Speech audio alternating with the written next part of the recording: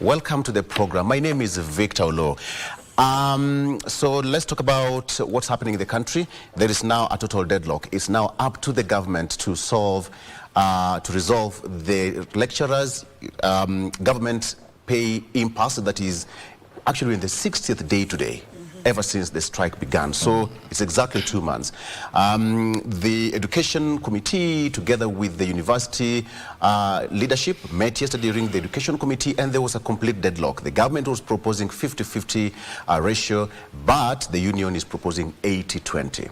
Let's talk about that. Who is facing the hardest hurdle here, and who is going to blink fast? That is going to be coming up. I have got Wilson Sosion. He's changed to veteran unionist. We know him as a veteran unionist and educator. I have got Honorable Francis Mwangangi. He's a deputy governor of Machakos, as well as Tom Odege, MP Nyatike. He's also a trade unionist for a very long time. So let's talk about that at exactly 7.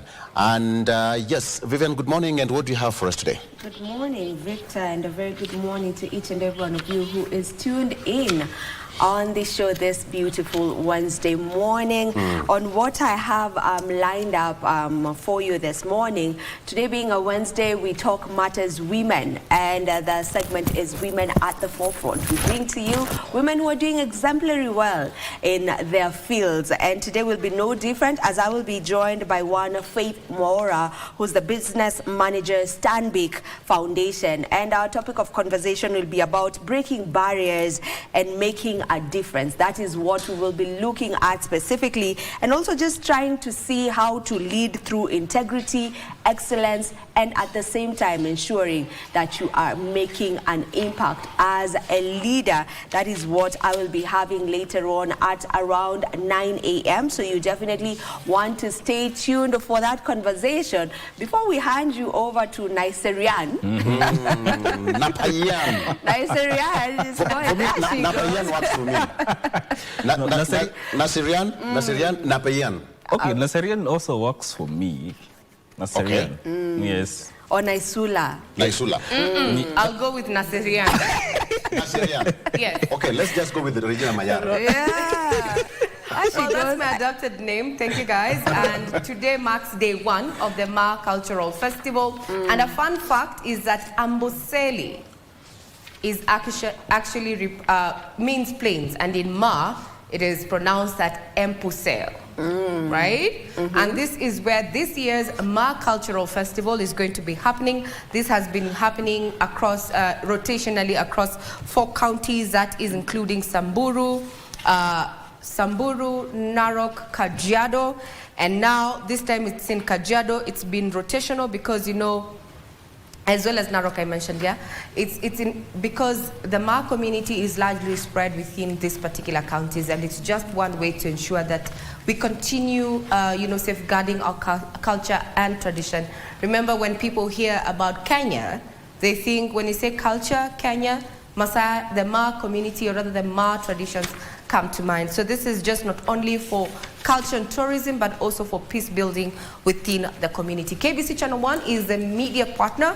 So from tomorrow, we're going to be bringing you live pictures from Kimana there, where the festival is going to be taking place. The president is expected towards the end of the week, and he will be handing over the running of the Amboseli Park to the community. That is a highlight of this year's Ma Cultural and Tourism Festival 2025. And as such, we are dressed the part. We are practicing. Now, we will be bringing you up to speed with stories that have been making headlines, and I'd want to draw your attention to some of the trending issues as currently right now is that there's a lot of focus on the direction that the courts are going to take in regard to a matter that is in court, and this is about the Cybersecurity Amendment Bill that, you know, is set to kick off tomorrow. If you are on your socials, I'm sure X, there's already cybersecurity is trending there. Get on, and also get to just look at, it has already been made public, you know, the amendments to the Computer Misuse and Cybersecurity Misuse Act, or rather the Cybersecurity Act. You can have a look at it and weigh in this conversation. Now we start off with matters education, where as of yesterday evening, reports indicate that Egerton University gave its students at least just 24 hours to vacate the premise indefinitely. We'll be keeping tabs on that to find out exactly what is happening on ground, but as it stands is at Egerton University. Yesterday, the administration issued an indefinite closure of the learning institution and gave students as well as the workforce there a cool 24 hours to vacate the premise. We'll be keeping tabs on that. And we start off on that particular note. There is yet to be a breakthrough on the ongoing lecturers' strike after the Ministry of Education and the University Academic Staff Union failed to reach an amicable agreement on how the 7.2 billion shillings demanded by the Dons will be paid. In a meeting brokered by the National Assembly Education Committee, which was attended by Treasury Cabinet Secretary John Mbadi, his education counterpart Julius Migos, and officials from the university unions, the parties failed to agree on the modalities of how the money will be spread into phases, with the striking Dons insisting it can only bend backwards to accommodate 80% in the first truncated payment. Here's a recap. After close to 2 months of hard stances, negotiations and renegotiations, the lecturers' 50-day strike finally landed before the National Assembly Committee on Education. The meeting only having one agenda: to unlock the stalemate that has seen students in public universities out of the lecture halls for close to 2 months. The payment framework of 7.9 billion arrears owed by lecturers in the 2017-2022 collective bargaining agreement. Already, government had offered to pay them in 2 phases, but lecturers' union maintained a one-off payment phase, saying the payment was long overdue. There are members who have retired since 2017-2021. They are at home. They need their pension. 2, if we push this 50% to 2026-2027 financial year, already there are commitments, and the Ministry of Education is going to be constrained. Treasury Cabinet Secretary John Mbadi during the meeting was forced to raise the amount in their 2-pay phased offer from 2.16 billion to 3.85 billion shillings, promising to complete the remaining amount in the 2026-2027 financial year. We are just pleading with the unions to understand that our fiscal space is limited. It is on the basis of the supplementary, which is this coming month, and you are here. Everybody knows that this team, the unions and the professors, they're the ones who teach economics and commerce. It's not possible for me to agree here and say immediately I go outside, once they sign, I give them the money. There's that process. What the CS is afraid of is a paycheck tomorrow. And that's what you are saying. Yes. Which actually is not feasible, as we discussed now. It's not possible. So when is the CS suggesting? Order, the CS is suggesting order. You're out of order. So the CS is in agreement, but the issue is it is supposed to be in a supplementary budget. And we are all in agreement on that. So you go back and do the return to work formula, and those are the issues you will capture it. SG, yes. But Universities Union, led by Universities Academic Staff Union Secretary General Constantine Wasonga, expressed fear that the government may be overwhelmed with the already outstanding arrears and that their position on the one-off payment still remains. The worst of the worst, Chair, is 80-20. They give us 80% and 20% to remain. 80% will be 5 billion. My irreducible minimum for the sake of you and the honorable committee members and the students of this country. The committee, however, put the 2 CSs to commit on honoring the promises in a move to end the impasse. And the CS has committed himself. National Treasury has committed themselves. Up to when? I think we can say if you can do it by December, that's December salary would be good. But the payment framework remaining thorny. The 2025 KCSE examination. So the question is, at whose expense? Definitely the students as well as their guardians and parents, have to wait a little bit longer until that particular impasse is actually solved. Still on matters education is as the Kenya Certificate of Secondary School Education examinations continue. A family in Kopio village in Homa Bay County is mourning following the death of their kin. Police Constable Crispin Ouma Dia was shot dead while guarding the KCSE KJSEA national examination papers in Turkana County. Meanwhile, examination supervisors have been urged to ensure no unauthorized person or materials are allowed in examination centers to protect the integrity of the national examinations. The 2025 KCSE examinations continued on Tuesday, with the candidates sitting for the mathematics paper that started at 8 a.m. to 10:30 a.m. From 2 p.m. to 4:30 p.m., the candidates sat for the English paper that tackles comprehension, literary appreciation and grammar. However, as the exams continue, the family of Police Constable Crispin Ouma Dia has been thrown into mourning. The officer from Homa Bay County was reportedly ambushed by unknown assailants who opened fire and made away with his firearm as he was guarding the exams in Turkana County. The family is appealing to the government for assistance as the deceased was the sole breadwinner. Mwisho tuliongea saa 3 usiku na yeye Sunday. Amekaa like 7 years kazini. Alikuwa anafundisha hao watoto wa brother wake. Kwa sahii hao watoto wamebaki. Sasa sijui nitaanza na wapi na nitamaliza na wapi. Sasa naomba tu serikali watusaidie mtoto wetu apate haki. Na huyu simeji yangu ndio alikuwa ananifundishia mtoto, ameacha mtoto kwa form 2. Sijui vile nimesimama hapa nitaanza kwa wapi. Wa serikali munisaidie nipate vile nitafundisha hawa watoto na vile nitakula. Juu bwanangu alisakufa, aliniacha na watoto wadogo kwa nyumbani. In Kakamega County, examination invigilators were urged to be alert and ensure that no unauthorized persons or materials make it to the examination rooms. Whatever frisking you do, some people still sneak them in somehow, and that is not right to do. The second thing is to watch out for non-authorized personnel within the compound. When we see them, naturally, we are always suspicious about what they are doing in those schools. The third thing, of course, is to watch against collusion. And I normally tell the center managers and supervisors, you must be aware what the children have planned in advance. In Kisii County, Kisii Central Deputy County Commissioner Joseph Mwangi urged the center managers to remain vigilant and ensure the exam's integrity is maintained throughout the exam period. We want to retain very high level of integrity for this exam. We don't want to get closed. We don't want them switching off CCTV. We'll be monitoring. Myself and my director here, we'll be going round and we'll be checking what is happening. We are really discouraging any fishy thing to happen.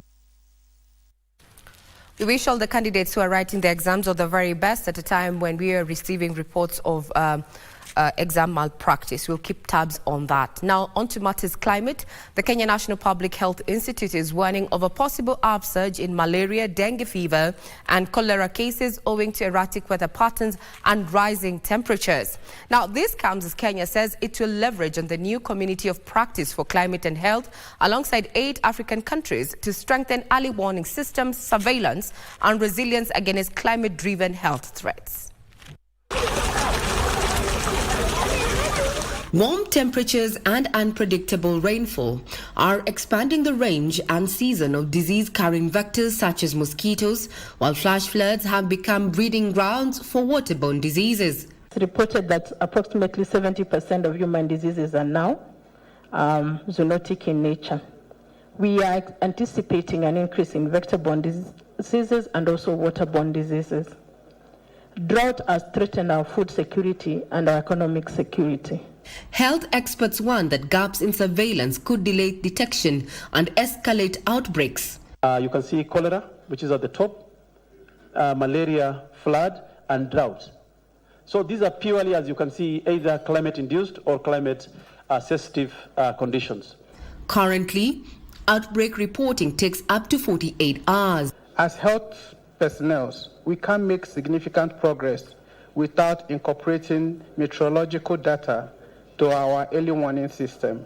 It helps us to be more predictive and more proactive. To mitigate further losses, the Kenya National Public Health Institute, in collaboration with the Kenya Meteorological Department, is pushing for integration of climate indicators such as rainfall, temperature, and vegetation cover into national disease surveillance systems. And it is time we leverage on the available resources for climate change, for research, to adopt innovative interventions in prevention, and also to establish strong, resilient systems. Further, Kenya is leveraging the Health Emergency Preparedness, Response and Resilience Program that includes the Democratic Republic of Congo, Ethiopia, Burundi, Rwanda, Malawi, Sao Tome and Principe, Zambia and Mozambique to enhance technical capacity. So it is time we leverage on available resources to establish resilient systems that will be ready in case of any shock, even if it's a financial or an economic shock to the health sector. The establishment of the Community of Practice for Climate and Health is touted as a game changer in applying early warning systems and data-driven decision-making to address the health threats posed by climate change. Indeed, on a similar note is that Kenya has scaled up its ability to prevent, detect and effectively respond to the spread of zoonotic diseases among animals and persons. This follows the launch of two key guidelines, namely the Rift Valley Fever Contingency Plan and the Human Brucellosis Testing Guidelines. The new guidelines are expected to enhance coordination across sectors and protect both lives as well as livelihoods. 1-0. At a joint event bringing together experts from health, livestock and environmental sectors, the Ministry of Health officially launched the Rift Valley Fever Contingency Plan and Human Brucellosis Testing Guidelines tools described as critical in Kenya's fight against the spread of zoonotic diseases. When livestock suffer, households suffer. The contingency plan that we launched today is designed to change that story. The development of these documents were made possible in partnership with the International Livestock Research Institute, ILRI, that helped to develop the scientific basis. That symbiosis allowed the government to provide us as the researchers with guidance on the right questions that we needed to ask and the right focus that we needed to take. Experts also raised concerns on use of low-quality diagnostic tests leading to incorrect treatment and unnecessary healthcare spending, estimated at over 65 million shillings annually.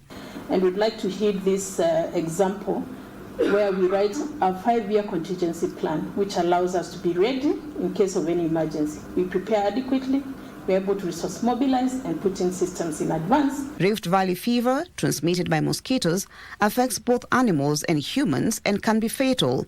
During the 2006-2007 outbreak, the country lost more than 155 lives, 50,000 livestock, and over 2 billion shillings in economic damage.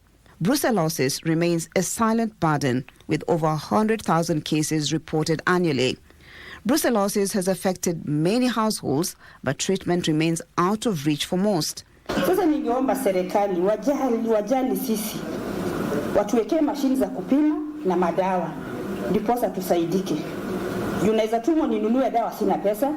The new National Brucellosis Prevention and Control Strategy seeks to enhance integrated surveillance under the One Health approach.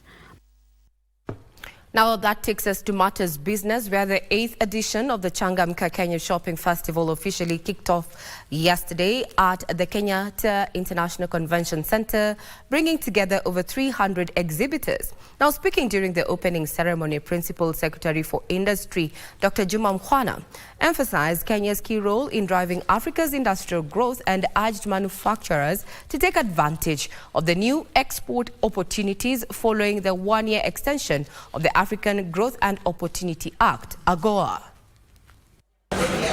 Kenya's manufacturing sector remains a key pillar of the country's economic transformation agenda, contributing about 7.8% to GDP and employing over 300,000 people directly. The government aims to raise this contribution to 15% by 2027 through increased value addition, industrial diversification and export growth. Now in its 8th edition, the Changamka Kenya Shopping Festival serves as a platform to showcase the growth, creativity and potential of local industries. Changamka itself means festivity and celebration. We are here to celebrate the resilience, the pomp and the glory, the challenges, and all the good which Made in Kenya does. We've seen the number of exhibitors also increase, but it's not about just direct sales. It's also about creating partnerships and business linkages towards different products. The one-year extension of the African Growth and Opportunity Act, which provides duty-free access for over 6,000 products to the U.S. market, offers an opportunity for local manufacturers to expand and attract foreign investment into value-added manufacturing. Today there is a clear stampede of people that want to relocate their manufacturing from China, from India, to here, because if you're manufacturing in China and you're facing a 34% tariff into the US, and if you manufacture in Kenya, in fact it was 10% with AGOA, now it has gone back to 0, so where would you manufacture? So in fact, inadvertently, I think what the President of the US has given us is an opportunity for Africa to actually venture into manufacturing.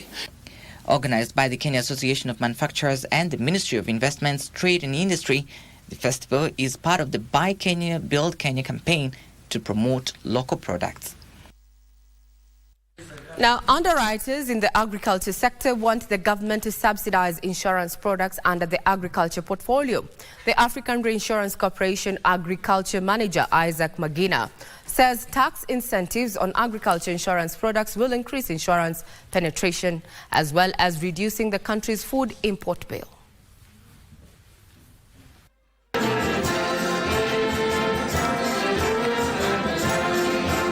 A blend of Kenyan and German artistry came alive at Koitalel Samurai University in Nandi County.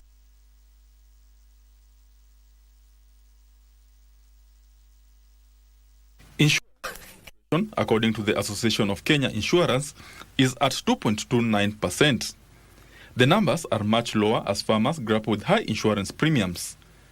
Underwriters want the government to subsidize agriculture insurance products to make it accessible to small-scale farmers. Agriculture insurance is one of the areas that needs to be subsidized by government because it really lends into protecting the agriculture sector and thus contributing to the food security situation, stabilizing the overall economic outlook of a country. The African Reinsurance Corporation Agriculture Manager Isaac Magina says the subsidized premiums will further de-risk agriculture, shielding farmers from losses and increasing agriculture investments. We have to explore ways to make insurance a bit cheaper, and this is when the aspect of insurance premium subsidy, agricultural insurance subsidy, becomes a hot topic. Sometimes farmers do not have that income, regular income, that would enable them to pay insurance. That's why government sometimes comes with a subsidy. The underwriters want farmers to purchase insurance premiums in groups to enjoy the economies of scales. You can get farmers in a kind of like a cooperative or association. I believe they can find a way of spreading that premium and making it affordable. Benson. Now, as we bring in the headlines to a close, we'll not, sideline Arsenal's extending its standing on the EPL table there with the last game that was played against, I think, Crystal Palace 1-0. This puts Arsenal way ahead of the rest of the teams there. Arsenal is first on the EPL table. Man City coming in as second. Third is Liverpool, Sunderland fourth, and Bournemouth at fifth. Further details are available on our website there, that is www.kbc.co.ke, in regard to what is making headlines in as far as sports is concerned.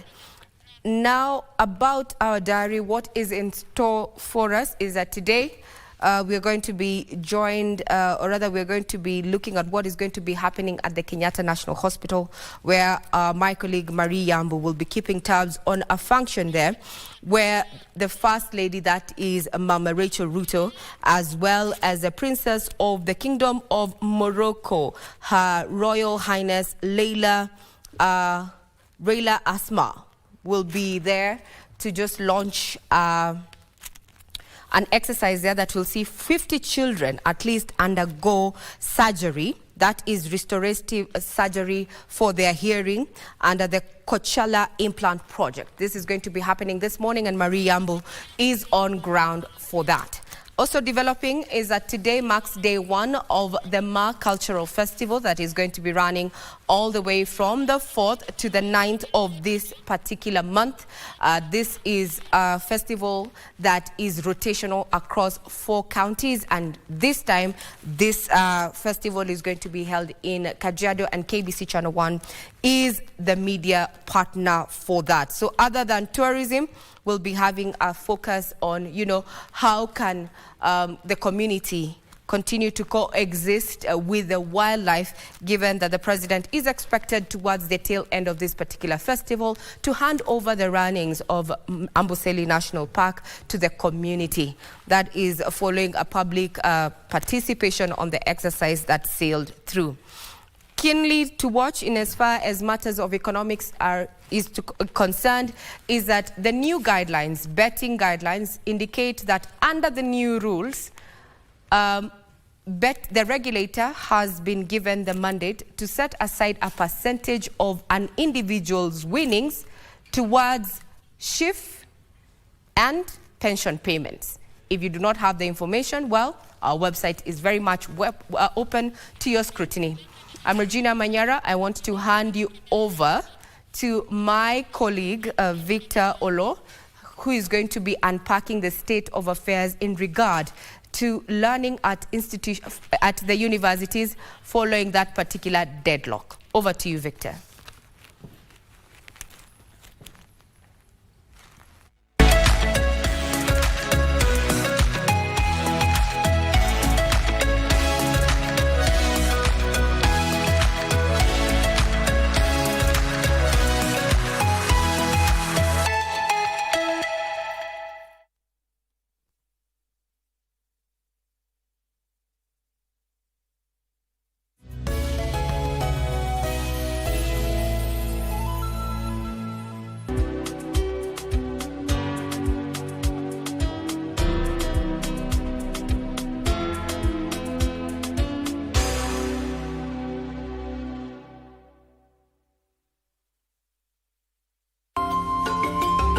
As for his professional ability, he's renowned in the field and praised by all. He's even taken our medical expertise to rural areas, and it's gone as far as Africa. How about consider that offer from us? Our new cardiac center has been waiting for you. You'll be the one in charge of our cardiac center? Is that okay? You're Dr. Liang's star student. If you leave... Well, look at me now. I didn't get promoted to chief physician. I didn't become the department director. How am I a star student? Are you a talented artist? Or are you passionate about a topic you want to discuss? But money can be very hard to find for an upcoming artist. Don't worry, Studio Mashinani has got your back. Sign up on ajira.co.ke to book a session with our music and video producers across the country. Work on your music, jingles, spoken words, and even podcasts to realize your dream. All for free. Studio Mashinani, Radani Talent. Arifa amesema vizuri, kesho ataniletea. Nikifika hata saa hizi ni usiku, umeingia ndaingia shamba kupanda mchawi. Si utapenda kesho? Marigo nika Jumatatu. Nilime, ni bebe, bado ikikuwa niende nikauze. Basi usilie. Ni uvivu au ni wivu au ni nini? Si ndio namuuliza, nini sasa kila chokoleta mjini? Sina kuja kwangu sawa. Yaani kule shamba si kwako? Sasa nenda taishi shamba, kwani mimi nyani? Oh, kule kwani ulizaliwa wapi wewe? Mimi si nyani. Ulizaliwa wapi?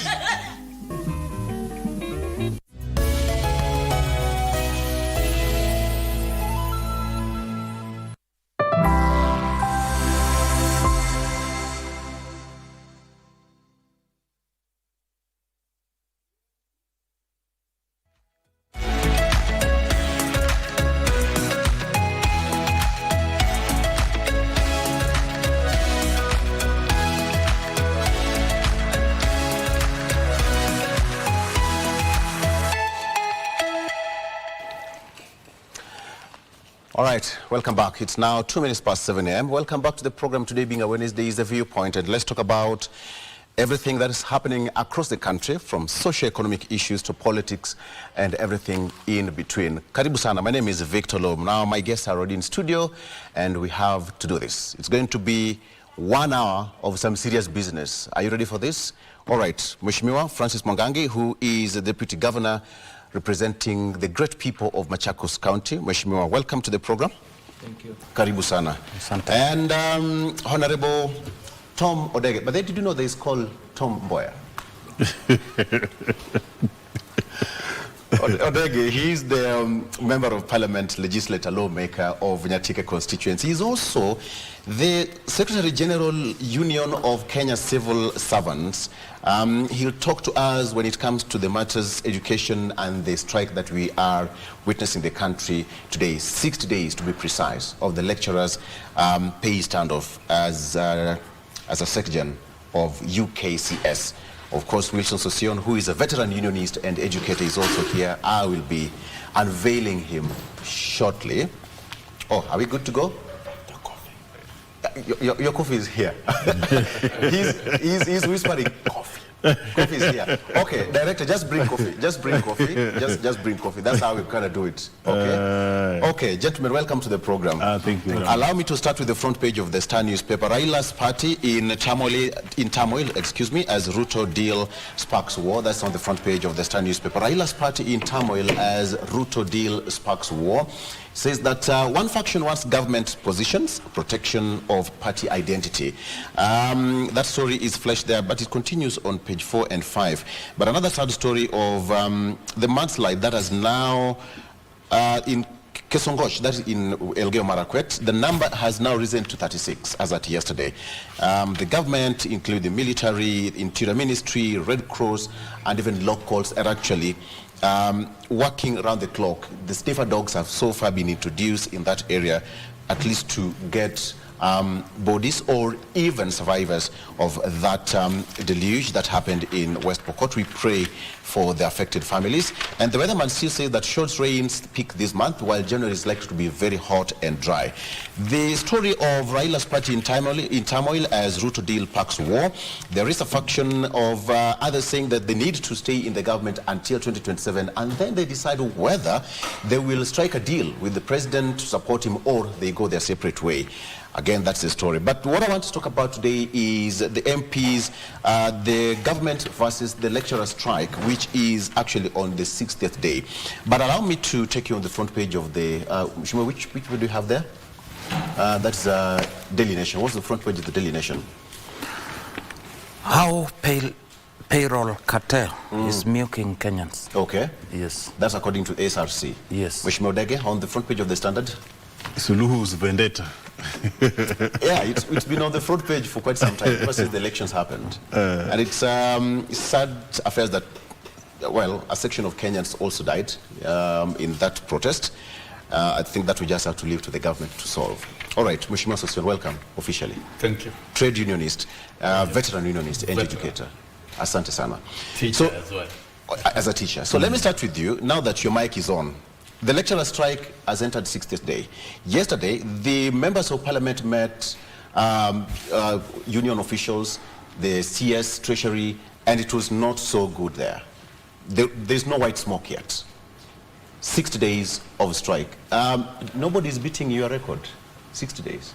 Well, it's not about how to set the record of the longest strike. A strike is not anything to be excited about. You can't celebrate it. I think as Secretary General, leading a strike and sustaining it even for an hour is not an easy thing. I think I should salute the lecturers for being the most organized in the world. I've been the president EI, and it is not possible to get lecturers who are organized and who can agitate for their rights in a focused way, the way our lecturers have done. And they've proved a case of 7.9 billion. Yeah. That said, yesterday, the meeting at Parliament was exceptional in unlocking the stalemate. And according to me, if that is anything to go by, then this strike will be called off within the next few hours. And it will be called off in a manner that is beneficial to the lecturers, beneficial to the students, and beneficial to the country. The conundrum of messing up the mathematics and messing up the previous CBAs, I think, has to come to an end. You remember, we are dealing with a CBA of 2017-2021. And that is basically is a responsibility of a previous regime that messed up the implementation of CBAs across the labor sector. And when the Kenya Kwanza administration was coming in under President Ruto, we signed an education charter, negotiated it, and many of the people who participated in drafting indeed were the lecturers. And if you read bullet 12 on the chapter on access to equitable quality education, it's about respecting the CBAs in the labor sector, in the education sector, and negotiations between unions and their employers. And therefore, I don't think there will be any more confusion in the three parallel CPAs which are running, 2017, 2021, 2021, 2025, and the yet to be signed 2025, 2029. That is going to be weeded out and cleared off. Because remember, the universities is undergoing transition from differentiated cost unit funding model to the new student-centered funding model. And it has to work. And universities had collapsed. Some were not paying even salaries, some were not remitting third-party deductions. But you see, the most important intervention measure from Kenya Kwanza administration was to enhance funding to universities. And you can see help went up from 13 billion in 2022, and this year, in this financial year, it will be 41 billion. That really, indeed, is phenomenal. And to recalibrate and bring back to universities to financial liquidity that they're able to meet their obligations is not a simple issue. Then the challenge number 2 is the CBS that affects the lecturers and staff. And we don't expect to be having strikes in the universities when you are thinking of leaping this country from the third world to the first world. The centers and the crucibles and the epicenters of research and transformation so that we can shift this country to the level of manufacturing, value addition, and re-engineering the production in the country is in the universities. And so I think the government is very deliberate. That explains why the CS Treasury was in Parliament yesterday, CS Education was in Parliament, and the Education Committee was able to prosecute and bring parties closer to inching a deal and an agreement that will see students back to class. Allow me to bring in Mheshimiwa Odege here. Basically, what are some of the behind the scenes? Because Wanjiku might not really understand what CBA is all about. Perhaps Sosioni can also help us that later on. But then now, what are some of the behind the scenes? Because to Wanjiku, they say government does not want to pay lecturers. Lecturers on strike. It is the students now who are suffering. But what are some of the nitty-gritties behind the deed? Because whatever happened yesterday, somebody would argue that ought to have happened long time ago to resolve the impasse. Okay, let me also add my voice to, I pick it up from where Sosion has ended. Yes. When you negotiate for a CBA and an agreement reached and signed, there must be confirmation of ability to pay. Which is registered. Which is registered. Okay. There is no way you can agree and sign a CBA if you are not focused on how you are going to implement the CBA. The problem we have here is conmanship. Because after signing a CBA, like now we are talking of the strike coming to an end. And in fact, I'm privy to some information, and their likelihood strike is going to be called off today. That's good news. It's like they're zeroing in on some agreement. But now, if we agreed now to pay the lecturers in 2 phases, then you pay the first phase. When the second phase comes, you are quiet. You don't respond to the agreement. What do you expect?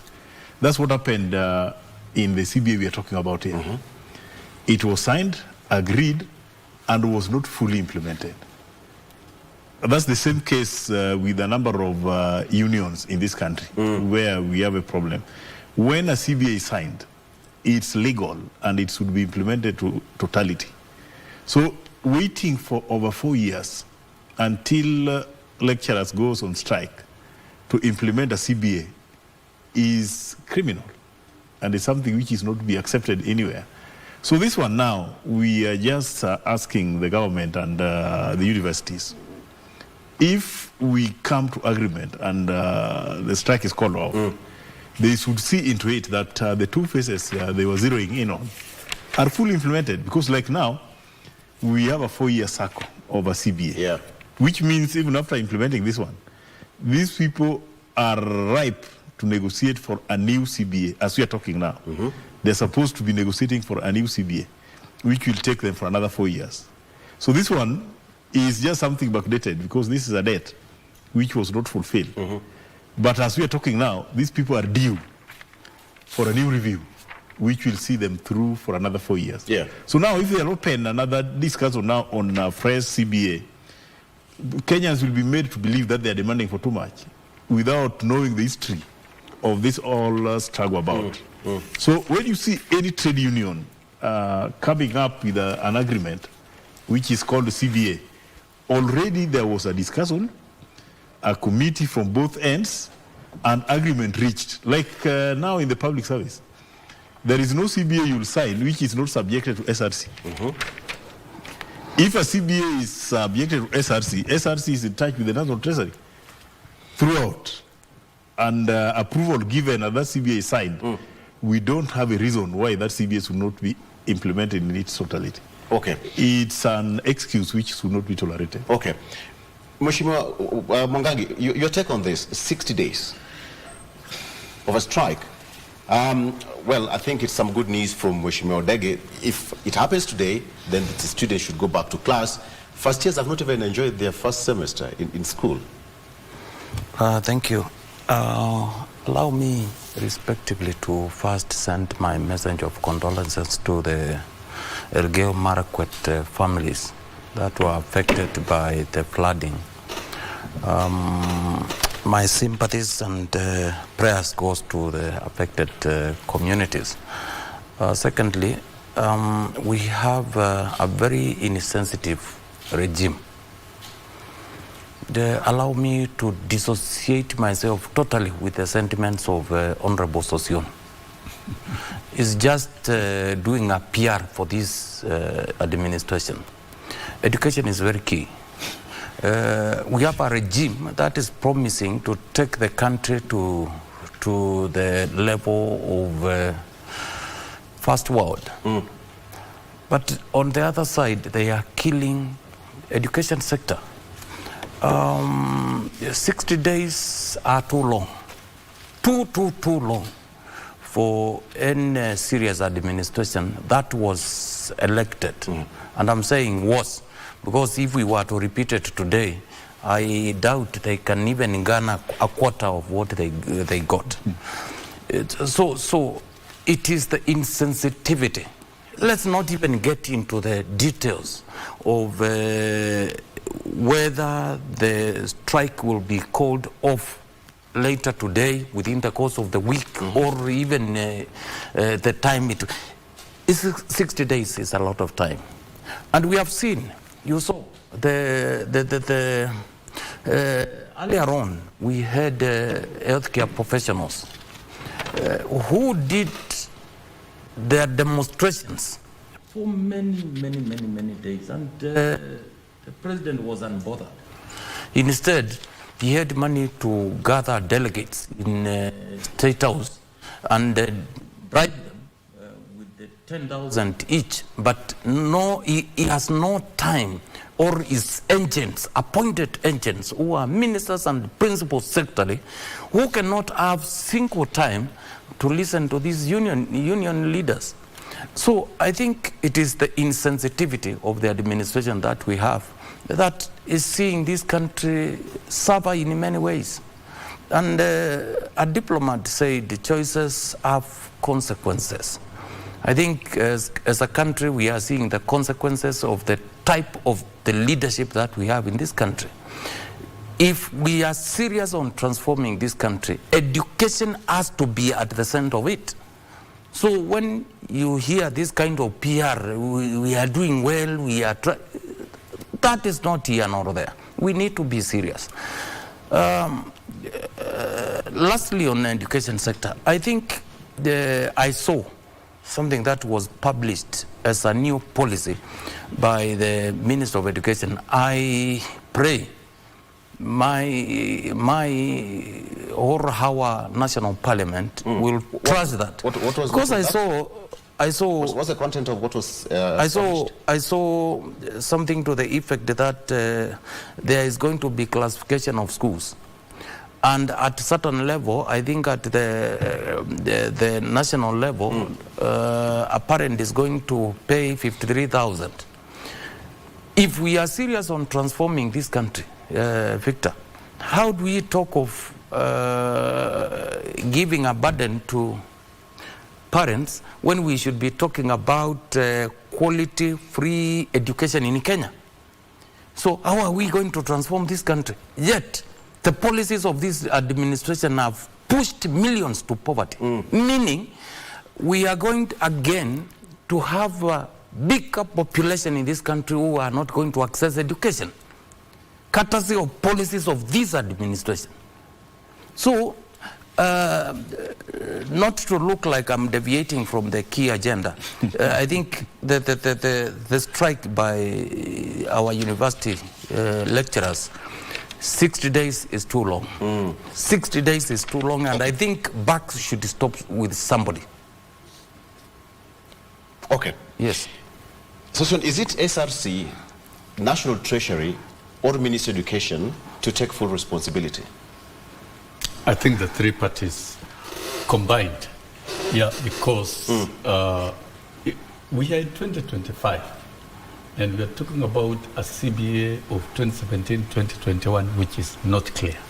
The lecturers raised the red flag sometimes around 2020, but the ministry then, under another regime, appealed in court, and the matter continued dragging on in the court for a long time. This is mathematical insincerity by the university's administrations, with SRC giving confusing guidelines, and the Ministry of Education failing to take responsibility to request for the right amount of money. And I think at the end of this, there must be administrative action against those who have caused this confusion and those who have messed up the implementation of CBAs at the universities. And I dare say here and in this show and now that the Kenya Kwanza administration is committed, and the president appended the signature to the education charter, is committed to respecting collective agreements between unions and their employers. And if you look at facts, there were issues with the medical practitioners in this country, and those matters have been ironed out systematically, absolutely, to the point that we don't have issues now. There have been issues with the university lecturers. You saw two ministers in parliament yesterday. And the argument has been for the last couple of days during the period of the strike was getting the facts about the mathematics. If Kenya Kwanza administration was not committing to getting things right, then it wouldn't have admitted to the unpaid 7.9 billion. It has done so because the mathematics have been done correctly. And the recommendation to pay in two phases is informed by the fiscal challenge that we have in the country. And Mbadi made it very clear yesterday that even all the CBAs that are being implemented parallel to each other will be financed honestly based on the agreements. So you see, Kenya Kwanza inherited challenges that were created by the previous regimes, and these are being weeded out effectively. And if you read the education charter and if you see the programs that have been implemented in education, these are meant to turn around the operations in the education sector and ensure unhindered delivery of equitable quality education to all children, from the basic education to universities. Indeed, the indicators are that the strike will be called off, and it will be called off at a point of proper agreement. The lecturers will go back to class more motivated because their issues shall have been addressed. Let's take a look at that story, or what happened in Parliament yesterday. And you know, there's yet to be a breakthrough, but as you've correctly put it, most likely there's going to be some white smoke. The Ministry of Education and the University Academic Staff Union actually failed, but now they were coming up with a ratio, 80-20, 50-50. And now let's just listen to what happened yesterday in Parliament during that hearing at the committee. After close to 2 months of hard stances, negotiations and renegotiations, the lecturers' 50-day strike finally landed before the National Assembly Committee on Education. The meeting only having one agenda: to unlock the stalemate that has seen students in public universities out of the lecture halls for close to 2 months. The payment framework of 7.9 billion arrears owed by lecturers in the 2017-2022 collective bargaining agreement. Already, government had offered to pay them in 2 phases, but lecturers' union maintained a one-off payment phase, saying the payment was long overdue. There are members who have retired since 2017-2021. They are at home. They need their pension. 2, if we push this 50% to 2026, 2027 financial year, already there are commitments, and the Ministry of Education is going to be constrained. Treasury Cabinet Secretary John Mbadi during the meeting was forced to raise the amount in their 2-pay phased offer from 2.16 billion to 3.85 billion shillings, promising to complete the remaining amount in the 2026-2027 financial year. We are just pleading with the unions to understand that our fiscal space is limited. It is on the basis of the supplementary, which is this coming month, and you are here. Everybody knows that this team, the unions, and the professors, they're the ones who teach economics and commerce. It's not possible for me to agree here and say immediately I go outside, once they sign, I give them the money. There's that process. What the CS is afraid of is a paycheck tomorrow. And that's what you are saying. Yes. Which actually is not feasible, as we discussed now. It's not possible. So when is the CS suggesting? Order, the CS is suggesting order. You're out of order. So the CS is in agreement, but the issue is it is supposed to be in a supplementary budget. And we are all in agreement on that. So you go back and do the return to work formula, and those are the issues you will capture it. SG, yes. But Universities Union, led by Universities Academic Staff Union Secretary General Constantine Wasonga, expressed fear that the government may be overwhelmed with the already outstanding arrears and that their position on the one-off payment still remains. The worst of the worst, Chair, is 80-20. They give us 80% and 20% to remain. 80% will be 5 billion. My irreducible minimum for the sake of you and the honorable committee members and the students of this country. The committee, however, put the 2 CSs to commit on honoring the promises in a move to end the impasse. And the CS has committed himself. National Treasury has committed themselves. Up to when? I think we can say if you can do it by December, that's December salary would be good. But the payment framework remaining thorny.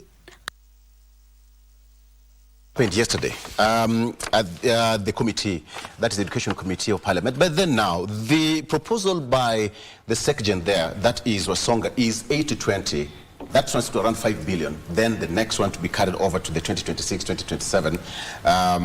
But then budget. Now let's talk about this. Mheshimiwa Odege, should there be white smoke and everything is sorted, there is going to be some broader impact that has to be fixed as soon as possible. That starts with the university. They have to go back to square one, 60 days of lectures and all that. Let's just go back to the broader aspect of it, the impact that the 60 days has caused this during the strike. When I listened to Wesonga when he was addressing himself to the lecturers, yes, he was very clear and said he'll call upon lecturers to help students recover the lost period, which I think is very positive, and we need to support that.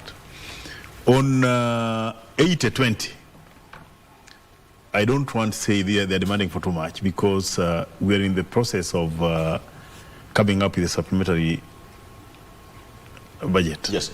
Either next week or within this month.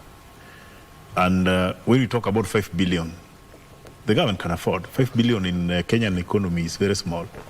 So for the government also to be seen as appreciating lecturers going back on duty, giving them 5 billion, I don't think they're demanding for too much, because I said it and I'm repeating. These people are due for a new CBA. So the earlier the better to clear with the debt. Because a new CBA is supposed to be in place by December here. Because we have a 4-year cycle of CBAs. That 4 year is over and they're due for another one. So the governments will try their best to clear the previous debts so that they prepare to implement the new one, so that we don't find ourselves in another strike.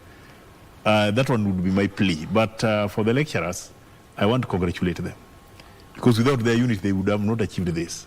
If you look at the back and forth game which was there and the calculations, like now you ask universities, if these people are demanding for 7.9, and the universities were saying a different figure, which means the employee itself was not honest. Because all these figures we are talking about, even if you go to the government to negotiate, those who are supposed to give you figures correctly are the government, because they have all the experts with them, everybody employed there to do their work.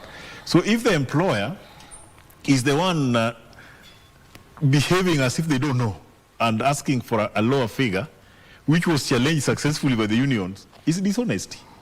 And it's something which you look at it and you say, what kind of a dishonest universities do we have? Yeah.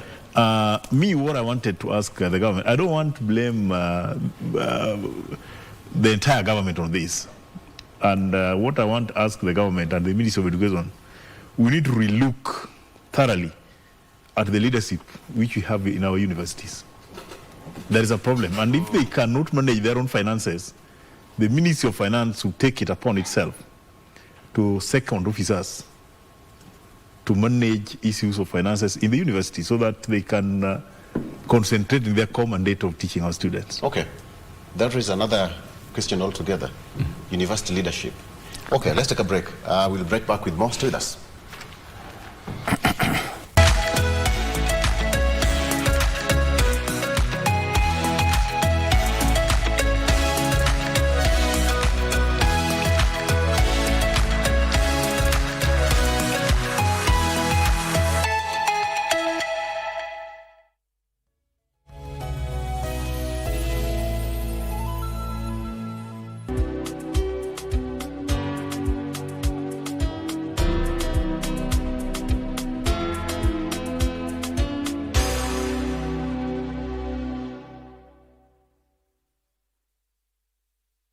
Are you a talented artist? Or are you passionate about a topic you want to discuss?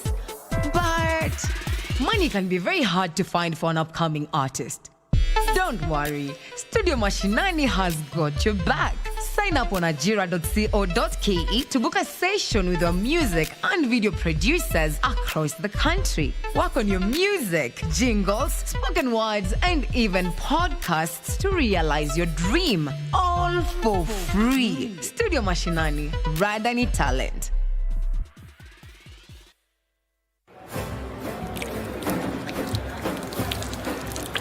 Katika Qur'an tukufu Allah subhanahu wa ta'ala anatuamuru tukumbushane, kwani kukumbushana kunawafaa waumini.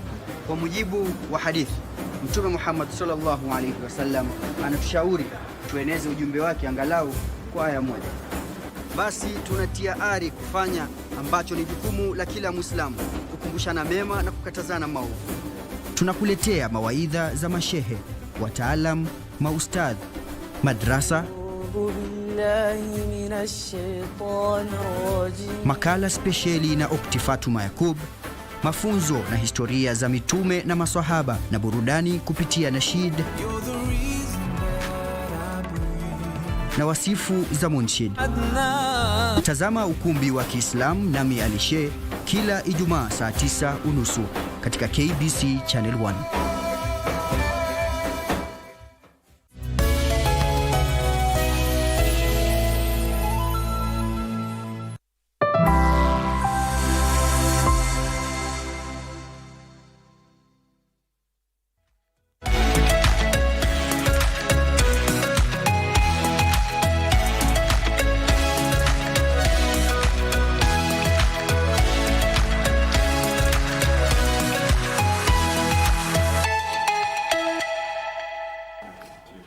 Great, welcome back. All of us have our cups of coffee, so let's do this all together. Now, I want us to wrap up this discussion very briefly, but let me ask you, Mheshimiwa Mwangangi, I mean, there are certain barriers when it comes to negotiation and even allocation of funds when it comes to CBAs.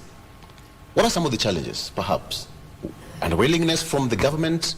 Because I remember what Sosion said, that this belonged to the previous administration. But you see now the current administration is carrying this CBA in perpetuity, right? So what are some of the complexities? Who should take responsibility? Because we don't have the previous administration which signed the CBA. We have the current one. Last time we were here with Honorable Sosion, he told us the government is a continuous government. I think I was here during President Kibaki's time. Yeah. At no time did I hear President Kibaki blame KANU for issues relating to government or what was done or what was not done. During Kibaki's time, when he exited the leadership, I did not hear Uhuru Kenyatta's administration blame the government of President Mwai Kibaki. Equally now, cleverly, 3 years down the line, we are hearing this administration blame Uhuru Kenyatta's administration for so many, not here, not there, not this, not that. And you wonder, this administration was part of that government at the very top level. So you, in fact, in all ways, because we were meant to understand it was from day one, it was 50-50 sharing thing. So I wonder when Honorable Sosioni keeps on telling us that, you know, this was during that government, now this government is trying to do this and that. That is not here nor there. It is, I said, it is inability of this government and unwillingness, the dishonest of the highest order, that they are not willing to pay. But I can tell you one thing. If the meetings being held by the president or the deputy, if they wanted 20 billion for those meetings, it will come out within hours. But simply because they are not interested on anything that they are benefiting directly. That's why you are seeing the countries where we are today in terms of labor unrestness. So in this case, my take, I think it is simply dishonest, unwillingness, and a government that is not bothered on what is happening as far as education is concerned. It is as simple as that. Let's agree here. By the way, and all of us here can agree, 7.9 billion for higher education in Kenya is just a drop in the ocean. If there is willingness, this government can sort out this thing within the shortest time possible, and there was no need in the first place to have this strike. So, if the top leadership's top agenda is elsewhere, you expect these kind of things. Yeah. Okay. So, what are the complexities, Sosion? The implementation barriers. Do we have some of the things that perhaps are so hard to crack when it comes to implementing CBS? The Kenya Kwanza administration has been very meticulous in implementing CBS, and it has no interest in courting conflicts and strikes from labor unions. I think it is common knowledge, and Mwangangi should know, he's not a stranger in Kenya. The issues that existed even with the doctors were agreements that were breached in the previous administration. This one of lecturers, it is the same thing. We are discussing 2017-2021 CBA, which was litigated against by the government in 2021. And that government in 2021 was another regime. That's the truth. You know, we must assemble all these facts. And nevertheless, the current regime has the responsibility to clean up all this confusion. And I want to tell you, Victor, and say it in this show, never again will you see a strike in the universities, because this confusion is going to be the last one. And that explains, and this is underpinned by the presence of the Cabinet Secretary Treasury in Parliament yesterday and Cabinet Secretary Education. If Kenya Kwanza administration was not keen in sorting out all these issues, one, it wouldn't have admitted the 7.9 billion. It wouldn't have committed to clear it in phases. Of course, initially it was 3 phases, but listening to the lecturers and looking at where the mess came from, and I come back to what Tom is talking about. University management cannot mess up programs and then you shift it to be a political blame game against the government. Government is a very large entity, and there are institutions that are responsible for certain activities. Implementation of the CBA is the mandate of the universities, and if universities don't execute the CBAs correctly, and you get the ministry appealing against the same again in a court of law, so that then do we have to force lecturers to go through arduous process of signing CBAs? After signing CBAs, they must also go to a lower court, employment court, to defend themselves, or strike, go again to the Court of Appeal to defend the same, and then ultimately go on a strike. That is being foolish. And somebody must take responsibility. I said here, let us not talk about government. Let's talk about individuals bearing the greatest responsibility of creating this confusion. Our students have wasted time for close to 2 months now, spending money, paying their rental places, and spending the money that is given to them by government through help, while they are not learning. And we have seen our lecturers struggling and putting on, male lecturers even putting on derras. Are they supposed to be putting on derras and going to the street to demonstrate and demand what must be paid, or they are supposed to be engaged in teaching and learning and research? I commend the lecturers for standing together and defending their rights. The Kenyan lecturers are some of the best in the world in terms of organized labor actions.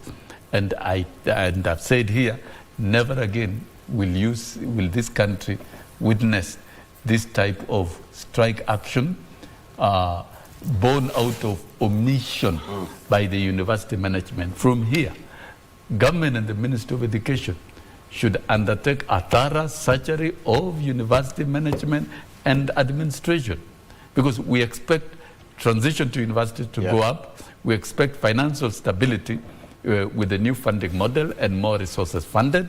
And we expect effective delivery of teaching at the universities, so that then Kenyan education outcomes at the universities can be very, very competitive in the world. We expect lecturers to concentrate and focus more in undertaking research activities. Thank you. And we expect universities to have the greatest impact in community development, particularly when you're talking about lifting the country from the third world to the first world. It can only be done through quality teaching in the university. I hear you, sir. Let me bring in Mheshimiwa Odege here. You were the one who talked about there should be, and I think he's also echoed your statement, that there should be some serious surgery in the university leadership. Just expand on that. When you look at issues raised during this strike, and even if you listened very keenly to the unions presenting themselves, up to a level where the universities had to admit that what the unions were presenting was right, after a long struggle, which means this struggle is clearly telling us that the unions were dealing with the wrong people who don't know.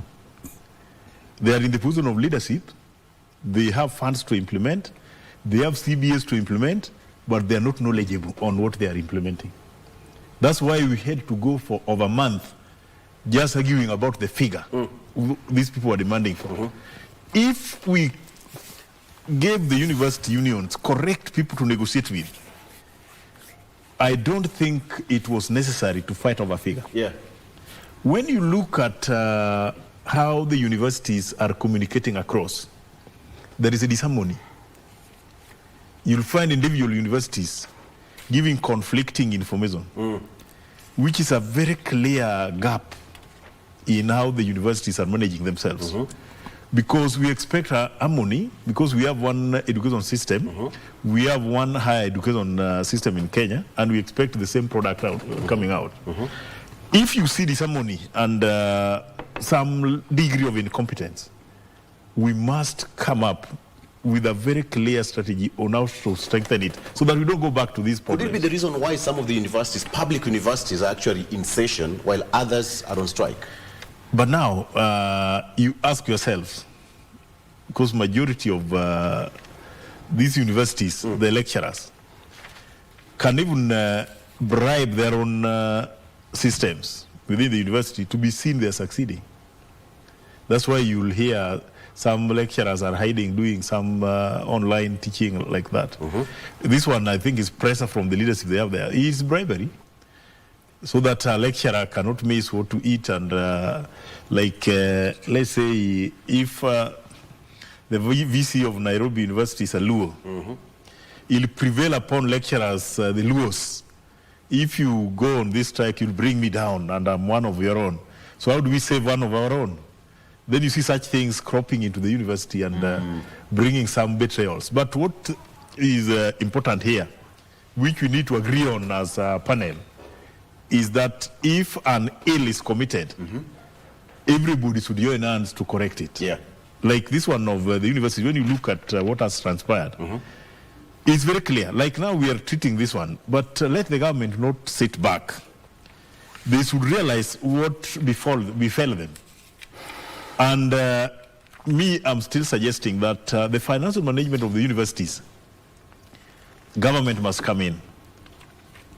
I don't know whether you're getting me. I get you. The financial management of the universities, government must come in, because majority of the managers we have in the university, they are lecturers and teachers. Let's put it there.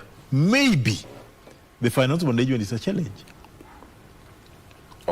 So if that's the weakness which has been identified, these people should be given support, so that we don't go back to what we have seen here. All right. I have 15 minutes. Gentlemen, I want us to close that. Mheshimiwa Mwangangi, the former deputy president, let's come back to politics a bit. Let's talk about that now that you're here. You want a rebuttal? Yes. Okay, go ahead. Just 1 minute. I think The late Prime Minister, Right Honorable Raila Odinga, once said in Kiswahili, fisi woza kuanzia kichwa. That was Michael Porter's quote, that fish rot first at the head.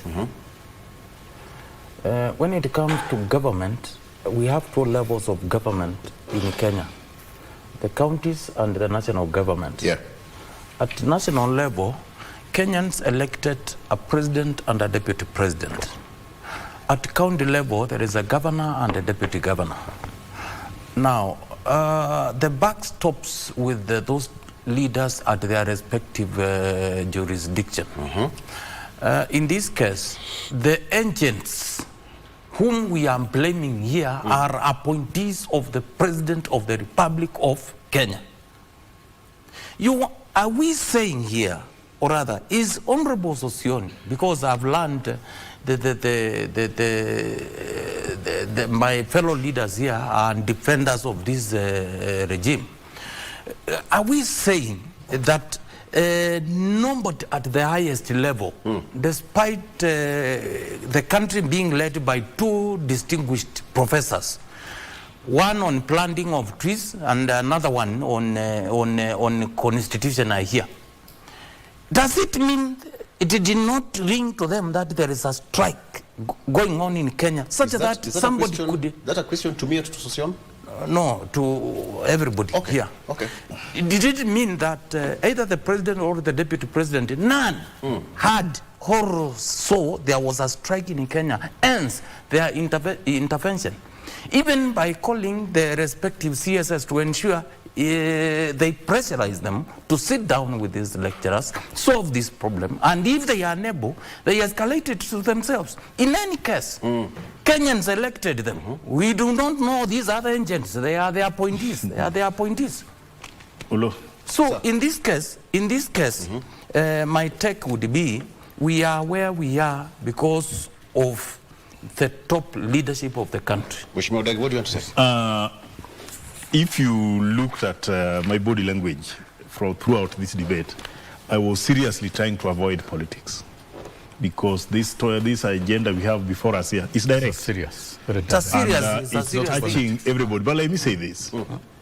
Even if you make me president today and you give me the country to run, I must allow every department and sectors to work. What we have to discourage seriously is micromanagement. If we now have a president and a deputy president and we want them to micromanage, then why are we here?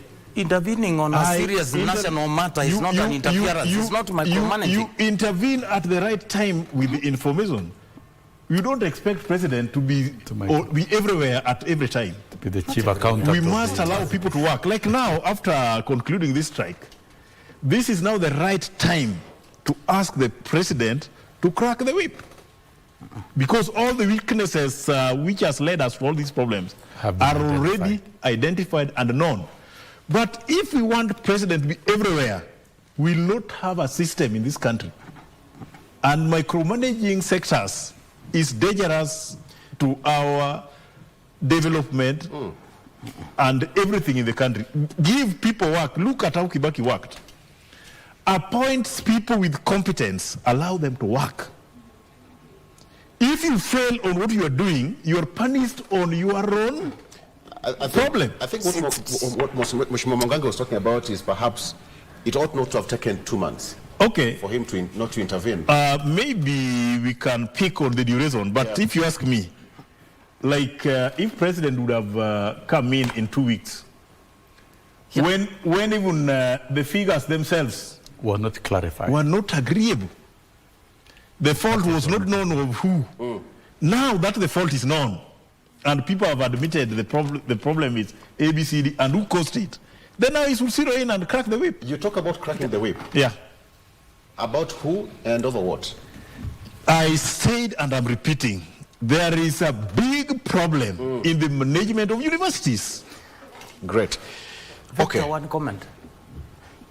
Strike in Kenya, and these are union leaders. The country has known them because of their union activities and involvement. There is a notice for any union to go on strike. There is that period which is for either 14 or 21 days.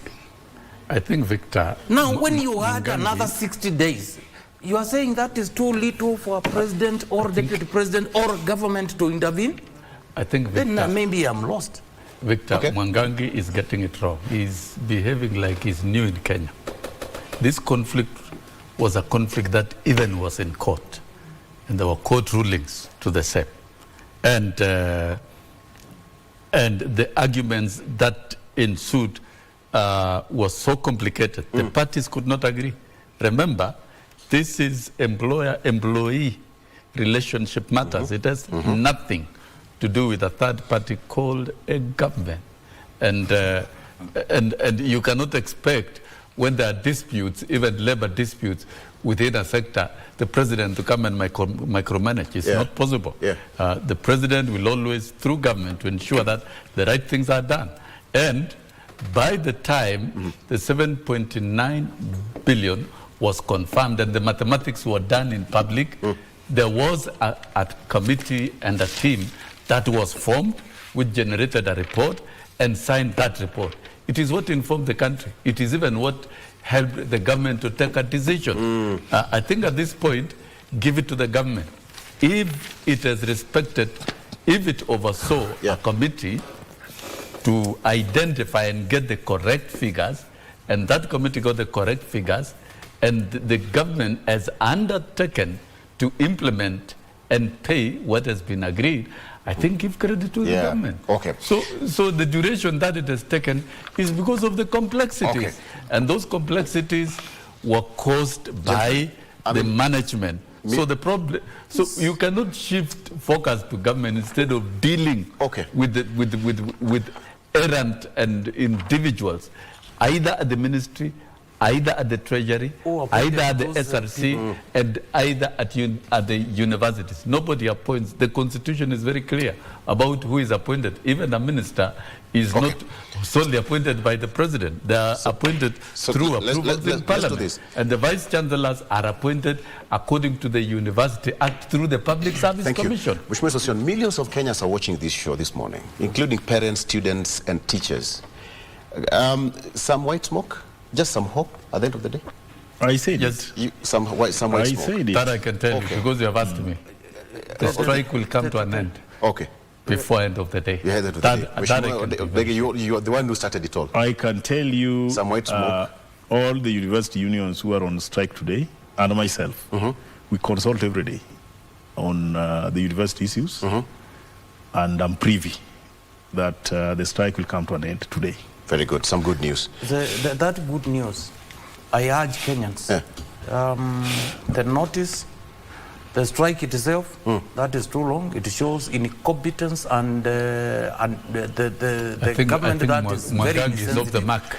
I'm saying cannot just be making political capital even on issues that are not relevant to his political interests. For viewers, they need to ignore Zion. He can't say anything. No, you should be ignored as well. What I'm saying is, because we have a government that is killing education sector in Kenya, and all these individuals who are being blamed here are appointees of the leadership of this country. Please, Kenyans, vote out this administration come the right time, to show them you are their insensitiveness.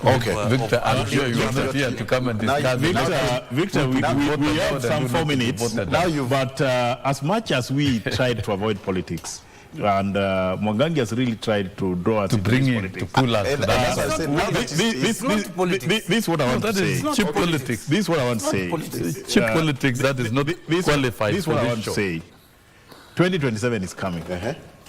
And all of us, we are aware, we'll go to the ballot. We are all aware. Kenya deserves better. And time is coming when we are going to campaign.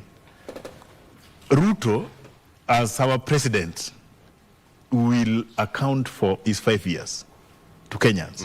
In 2027. In 2027. And if he will be accounting for what he has done for Kenyans in 5 years, that's what we'll use to measure him. all these things we are trying to bring in now, the emotions of Mwangangi are from people who have never The reason why I'm asking in that any position of leadership. he's talked about Kenyans should get good leadership. The alternative, there is Mheshimiwa Kalonzo Matiang'i lineup or Natembeya lineup is that what? Do we have a lineup in opposition currently, which has been officially announced? He can tell us. Do we even I now, from his comment, I now agree with his star headline. These are people who are killing Baba's party. You read something there about ODM. Yes. And I can. Mwangangi should tell us where he slept. I can tell you. Should tell us where he slept last night. I can tell Kenyans here, that we are wounded, and we have accepted as a party. As ODM. As ODM, we are wounded. But don't be divided. Don't be used to divide the party. After losing our general, we are wounded, and we are currently down, but not out. So anyone who is counting us out is at his own peril. And there is no single organized party in the Republic of Kenya like ODM. So that organization is still there. I know it's a prayer for majority of our competitors. That's not they're praying very hard for ODM to crack, and they'll be shocked. ODM will remain one party, and the direction we are taking, if those people who are looking at us around, they'll see we know where we are going. Okay. Yeah. And allow me to I can tell Victor, 2027, if they're thinking about kupita katikati, hakuna njia ya kupita katikati. 2027 it's going to be thoroughly competitive, and Kenyans are above what is imagined.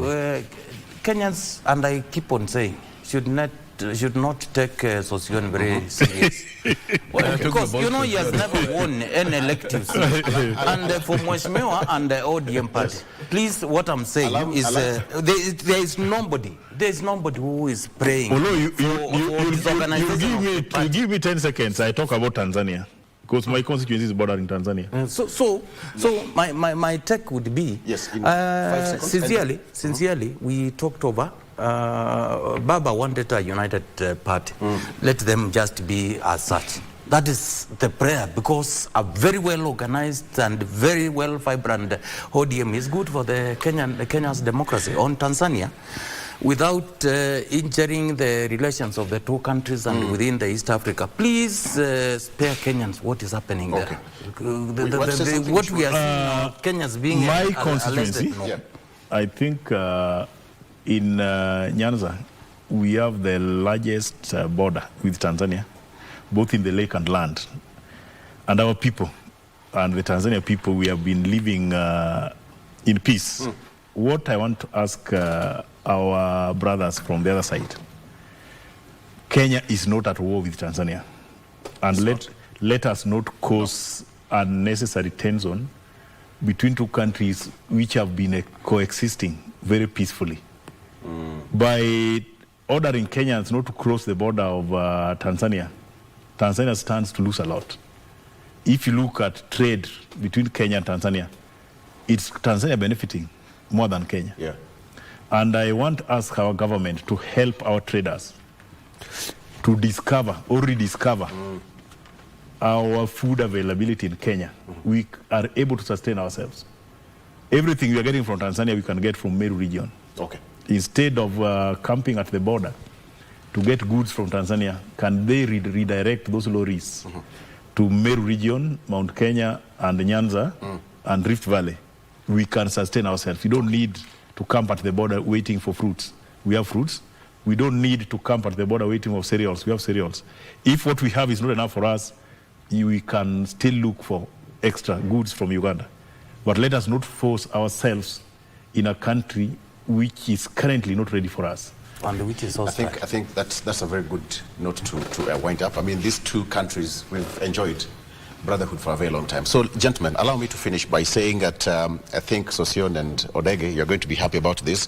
The Cabinet Secretary to hold, that is Mheshimiwa Julius Ogamba, is Cabinet, let me just read it, Cabinet Secretary to hold talks with IPUCCF, WASU, KUSU, KUDEHA, over the university strike, and it says that the Cabinet Secretary of Education, Julius Migos Ogamba's EBS, is scheduled to meet with officials of IPUCCF, WASU, KUSU, KUDEHA over the ongoing lecturer strike, university strike rather. We cordially invite members of the press for a press briefing this morning, Wednesday 5th at 9 a.m. at Jogo House B, 10th floor.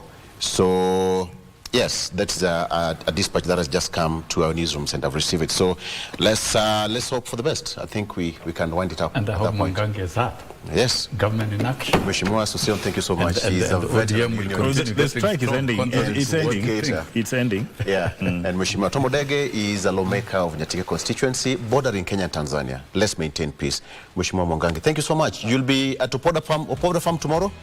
Oh, yes. Thank you. Wish you all the best. Thank you for watching. I'm Victor Lowe. Good morning.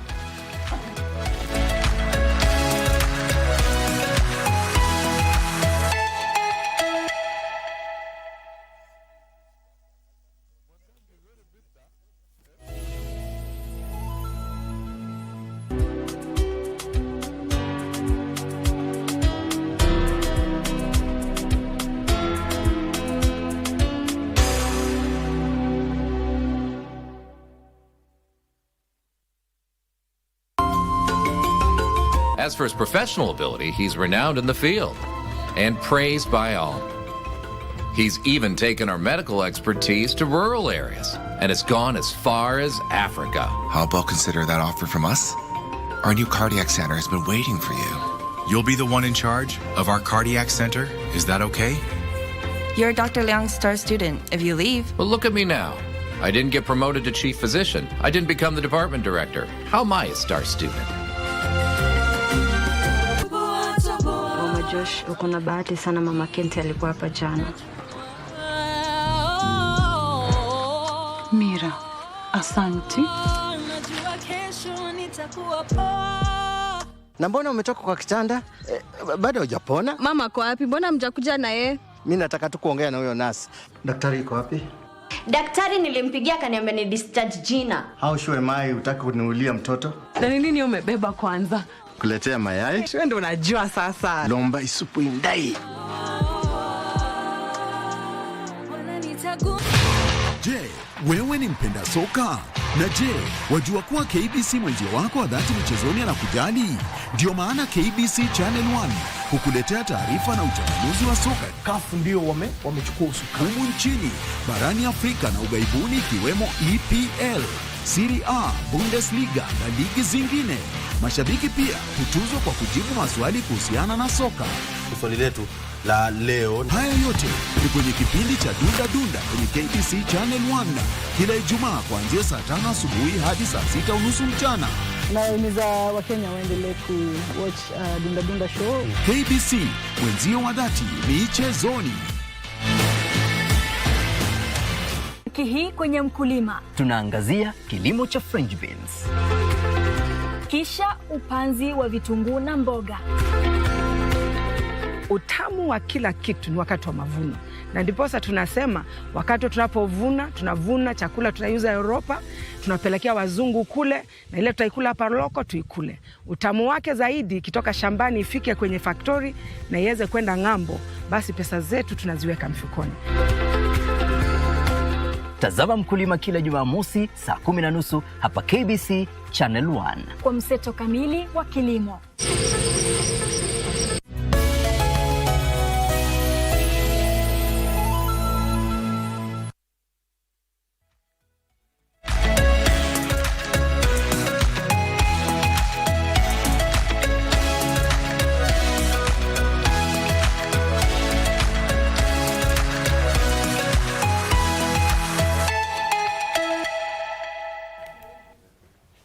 At 6 minutes past 8 a.m. Welcome back to Good Morning Kenya. My name is Mike Migu. We talk about resource mobilization and climate financing in Kenya, given that when it comes to climate financing, the focus here is about mobilizing public and private resources, reducing greenhouse emissions, and also strengthening adaptation to climate impacts, leveraging international partnerships, given that Kenya, within this regard, needs over 62 billion by 2030 to meet its Paris Agreement targets, and 87% of that will come from external support, that is international financing. So how does climate financing and resource mobilization landscape look as at now? In studio, I'm joined by Samson Toniuk, who is the National Environment from the National Environment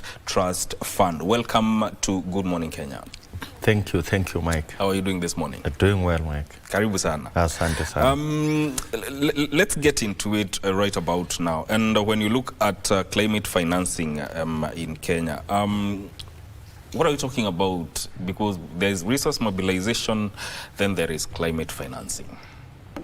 So basically, I think climate finance and resource mobilization is the same thing, because essentially resource mobilization is trying to unlock or to resource mobilize this climate finance. So essentially, we are just talking about the same thing. Resource mobilization is the act of trying to get this climate finance. And as a country, I think, we are confronted a lot of challenges pertaining to climate change. Yes. Both on adaptation and mitigation, and therefore the need for climate finance investments in Kenya. You know, you're from the National Environment Trust Fund. What do you say Net Fund seeks to address, especially when it comes to mobilizing resources towards environmental conservation within the country?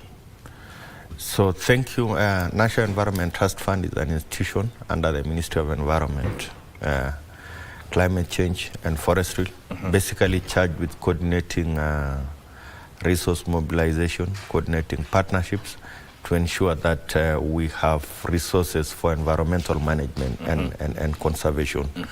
And climate action falls squarely under that.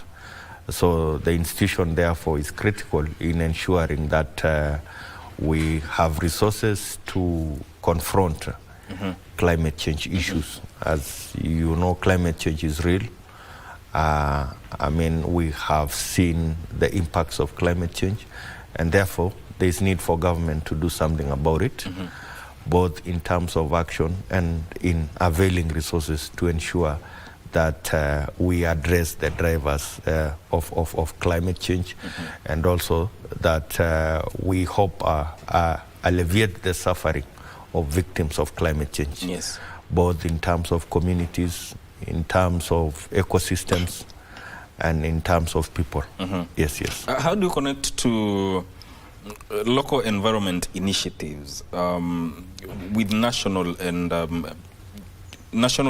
international financing opportunities? What determines the opportunities that are available, or rather the opportunities available in terms of climate finance are varying. And as I said, I think I said we have a number of issues, or we have a number of issues in terms of climate change. We have climate change related issues on climate change mitigation and adaptation.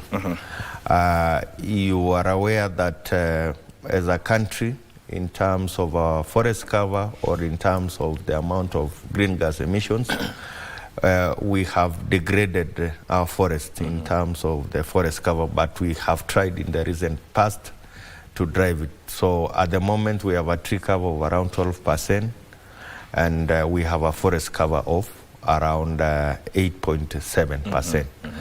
So all these dynamics, of course, results in mitigation issues and adaptation issues. Adaptation in the sense that we have seen communities suffer because of effects of climate change.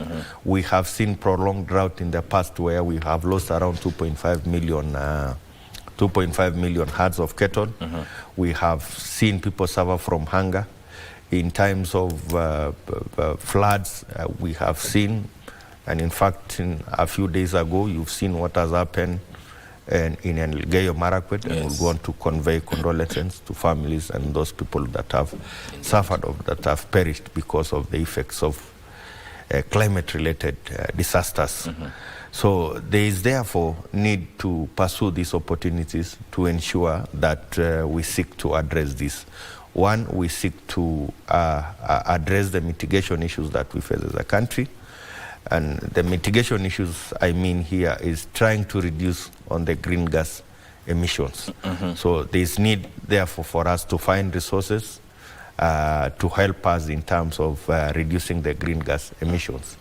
In terms of planting more trees, you are aware that we have a legacy program by the president to do around 15 billion by 2032. All this is geared towards ensuring that we reduce on our green gas emissions. And there is therefore need to find resources to help us achieve this one. Number two, I think I spoke of the adaptation challenges, the hunger, food security issues, issues of lack of water or shortage of water.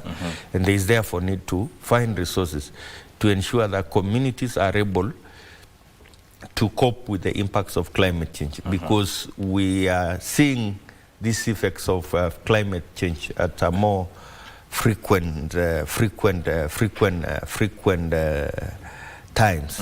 And there is therefore need to ensure that communities are ready, or communities are resilient to the effects of climate change.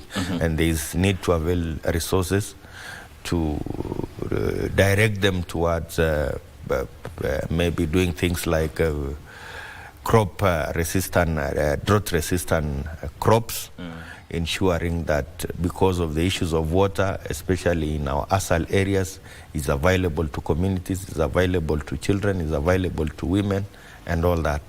There is therefore need for us to find these resources to help alleviate or to help address all these challenges. Are there examples you would probably give to show that where mobilized resources have supported restoration projects within the country?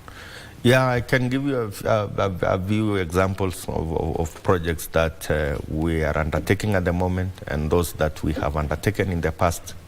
And notable ones, we had a program that ended about 2 years ago called FRALAC, Forest and Landscape Restoration Action in Kenya.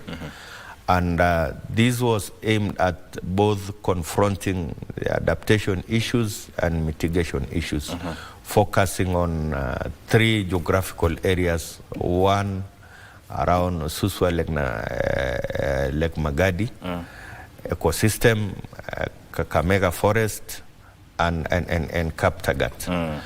And this program was trying to, one, help communities in terms of find alternative livelihoods. Number two, of course, build the capacity of communities in terms of sustainable land management practices. And for instance, you have driven to Narok, you have seen the kind of erosions that normally happens, and it's because of change in land use. We have changed our forest into agricultural lands, and therefore there is a lot of erosion. There is therefore need for the government or everyone to ensure that we have sustainable management practices or sustainable agricultural practices. So that project intended to build the capacity of farmers, build the capacity of communities, to ensure that we have our agricultural practices that are friendly to the environment. Number two is in terms of mitigation efforts. I mean, drive the efforts of tree planting, both in our farms, in the public forest, to ensure that we reduce our green gas emissions. In addition to that, we have purposely, I think, of notable importance in Kakamega is the Kakamega Forest, which is the only tropical forest that is remaining in this part of the country. It's actually an extension of the Congo, forest. So that forest is at risk. That project supported in the fencing. So we did an inaugural of around 15 kilometers fence, just to ensure that we protect that particular ecosystem, to avoid illegal logging, to avoid charcoal burning, and all that, and also to support forest adjacent communities who have been relying on that particular resource, to make sure that they find alternative livelihoods in terms of medicinal plants, in terms of supporting them come up with tree nurseries so that they can sell the seedlings, engage in nature-based solution like beekeeping and all that. So that is one thing that the project was able to do in that particular part of the country. Then when it comes to Kaptagat Forest, I think we were able to support a number of CFAs, a number of community groups in terms of establishing tree nurseries, and also of taking, create an economic activity out of this initiative by supporting them establish tree nursery and take the seedlings that they are able to propagate and help them in terms of restoring degraded parts of the forest. Have you talk about how digital tools and data-driven transparency or attracts funders, especially when it comes to financing these climate action initiatives? The digital tools are very important, and specifically in terms of monitoring and evaluation. There is need to show, or there is need to track whatever you are doing using AI technologies or using digital tools. So that is very critical for every project nowadays. I think that is something of great importance to donors nowadays, to ensure that they are able to track, or even as project implementers, we are able to track and see the impacts we are creating or the change we are creating with our intervention. So digital tools is very critical in that respect.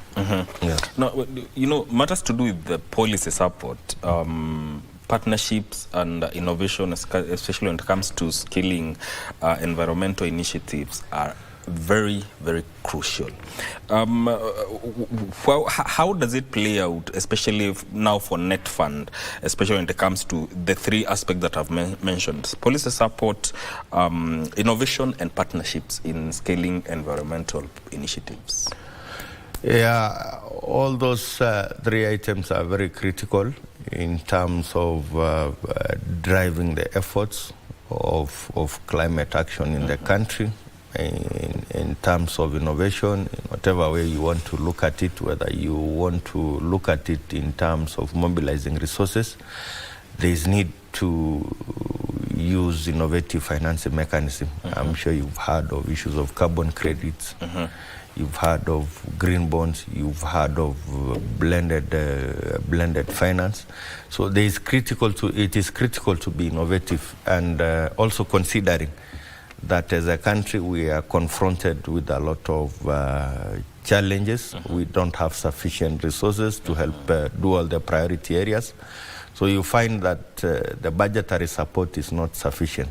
So there is therefore need for the country to be innovative in terms of unlocking innovative financing to help us drive climate actions in the country. Then in terms of partnership, climate change is big and cannot be delivered by one party. It cannot be done by government alone. It cannot be done by the public alone. It cannot be done by donors alone. So there is need to build synergy. There is need to build partnerships and collaboration in terms of driving this climate change agenda. So partnership, therefore, is critical. And even in terms of inter-country, I think climate change does not know any border, and it is transboundary. So there is therefore need for partnership, or there is need for collaboration in terms of making sure that we drive the climate action, and that is the only time we will create impact. Yes. Yes. Yeah. You look at the goals here of the country in terms of climate financing, and we're talking about 62 billion by 2030 to meet the Paris Agreement goals, and 87% of that is coming from external funding. So from your perspective, what are the dangers of relying heavily on external funding, especially when it comes to matters to do with climate change? Thank you. I think there is a risk, as you have rightly pointed out, and this emanates from one, change in policy directions, specifically as you know, as Africa and maybe Kenya included, is that we contribute very little to the green gas emissions. Yes. But we face the biggest risk of climate change effect, or we are the ones suffering most. We are the most vulnerable. And from the Paris Agreement, the global north was supposed to commit around $100 billion annually by 2020. But that has just been lip service. That has not been honored. So that in itself presents a challenge of relying on international finance. Yeah. Number two, I mean, there are quite a number of dynamics, geopolitics. Yes. You've seen what is happening in Russia, seen what is happening in the Middle East. You've seen the trade wars between Russia, between America and other countries. Yeah. So in itself, that presents a big challenge. I'm sure you have seen what the U.S. government, for instance, has done, and really cut down on funding climate actions because of their policy direction that they want to take. So if considering that we have been relying on these particular sources, therefore presents an issue or presents a challenge, because these resources are not forthcoming, or they are not predictable when they are supposed to be predictable. So that therefore presents a challenge. And also, changing priorities by various countries, especially in the global north. Yes. So maybe climate action is not of utmost priority, or changing to other more pressing issues.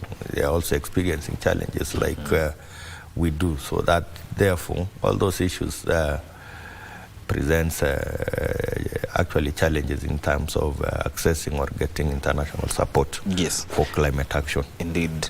When it comes to mobilizing resources for green economy, what do you think can be excellent strategies for attracting both local and global investments into what you would call climate smart projects? Well, I think a number of strategies needs to be deployed if you want to be successful in that respect. One is, of course, making sure that you have built the capacity of various teams in terms of developing bankable projects, because the only way you can unlock climate finance, or you can get this funding, is making sure that you have a bankable project. So this therefore need to build the capacity of the teams or the country to ensure that they can support, they can be able to develop bankable projects. I think one thing that I did not highlight is that we have around 4 sources of global finance. Especially with these multilateral funders or agencies. Yes. So, for instance, we have an institution that is supposed to provide resources for adaptation actions called the Adaptation Fund. I'm sure you've also heard of the Global Environment Facility, and then you have also heard of the Green Climate Finance. And there is also an institution called Climate Investment Funds. All these institutions are multilateral agencies that the UNCCC uses to channel resources to drive climate actions. And of course, for you to unlock resources from these particular institutions requires the capacity in terms of developing bankable projects or investments. So there is therefore need to build the capacities. And how you can build the capacities is, of course, encouraging collaboration and partnerships in the country, or also global south, global north cooperation. So that way, I think we are able to unlock the financing. The other thing I think that we also need to place emphasis is at the end of the day, public resources are not enough for these climate change issues. There is need to unlock private investments. And the only way, of course, to unlock private investments is having good policies in place. Of course, that stimulate private investments in terms of subsidies and on those kind of policy initiatives, just to help in terms of unlocking investments from the private sector, to help us in our 15 billion agenda, to help us in terms of our energy agenda and all that, which is really important in terms of climate action and also agriculture. Yes. Yes. Equity and inclusivity in climate finance. Yes. Those are very important aspects. How do we ensure that youth, women, and marginalized groups access climate funding opportunities and participate meaningfully in these efforts? Thank you. I think as an organization, we have policies to ensure that all those issues are mainstream. One, these are groups that are considered vulnerable. I mean, the youth, women are considered vulnerable, and of course will pose the greatest risk or will suffer most in emergencies related to climate change. I think in addition to that, you also have local communities and indigenous people. So we have a number of documents and policy documents to ensure that one, as we design the projects, we have them in mind. As we design the intervention that we want to deploy, we are mindful about them, or we include intervention that clearly target these vulnerable groups, the youth, the women, the indigenous people, and the local communities. In addition, they are important players in terms of this particular journey of climate action, and there is therefore need to involve them. So whenever we do stakeholder engagement, whenever we are carrying out missions, whenever we are designing projects, of course, you ensure that when you are designing a project, you ensure that you undertake rigorous stakeholder engagement. And some of the groups that we are very deliberate about in terms of engaging them are the youths, as you say, and women, and also the local communities. And then in terms of leadership or governance or project implementation, I mean, they have to play a role, because if they are not on the table, then their issues will not be articulated well, or the agenda will not be articulated well. So there is therefore need to bring them on board. So there is need to bring them on board in terms of the leadership or project management. There is need to engage them in terms of stakeholder engagement. And there is also need to be deliberate in terms of when we are coming up with the intervention or project objective, to have affirmative kind of action, and ensure that the issues have been taken into consideration. And that is part of capacity building, to ensure that they manage finance project prudently. Yes. Okay, and also when it comes to community ownership in sustaining an impact of an environmental project, what do you say is the vital role of that community? Community ownership is very critical because sometimes we risk designing programs that are not responsive to the issues of the communities. So community involvement in terms of designing the projects is very important. So right from inception, so when you are conceptualizing the project, it is important to have an engagement with these groups, to have an engagement with the community, to ensure that what you propose or what is proposed is out of a consultation with them. And I think as time goes, you realize that communities are very knowledgeable. I mean, they know how to take care of the environment. There are some knowledge and skills that they possess that are very critical in ensuring that we have an environment that is well managed and sustained. So there is therefore need to engage them or to involve them from the word go to the project implementation to the end to ensure that you have interventions that are responsive or that are actually providing solutions, or they also part and parcel of the solution providers of the issues that they face. I mean, you cannot claim to understand the issues that face the community more than the locals. So there is therefore need to ensure that you involve them in the project design and project implementation and even governance issues of the project. Yes. What would you say in the whole sphere of accessing climate finance, what would you say are the biggest challenges, especially for local communities, to access climate financing? One of them is, of course, I think I mentioned, is the capacity. Of course, most of them, number one, do not have, there's a process of accessing these resources.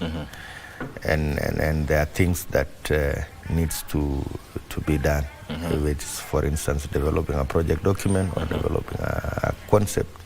So you find that the capacity of these communities are limited. Number two is information also. I mean, most of these communities are in the remote areas, and they are most probably not aware of the availability of these opportunities. So you find, and you know, information is power. And so you find that that is also that's a challenge. And number two is that you find that most of these resources maybe requires structures, governance structures in place.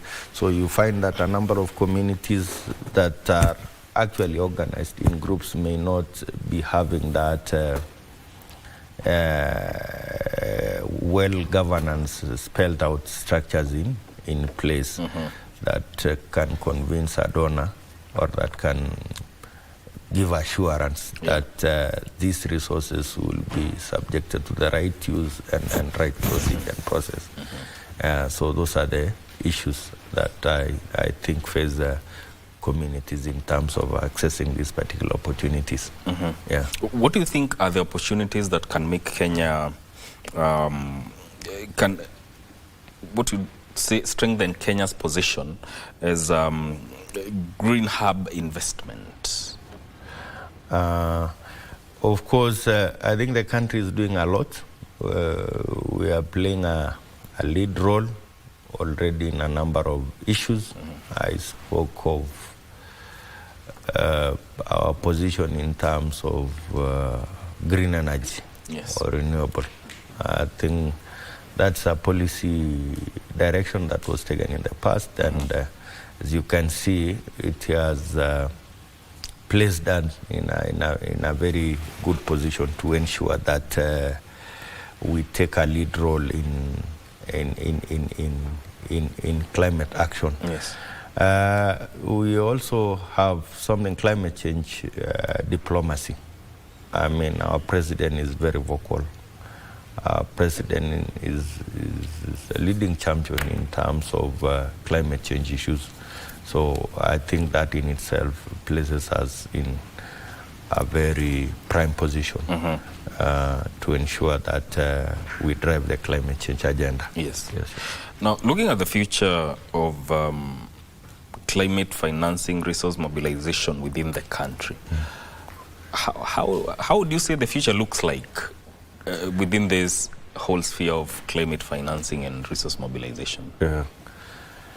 Thank you, and I think, as you know, or from the trend of things that is happening now, is that I mean, going forward, countries will move away from relying on international support.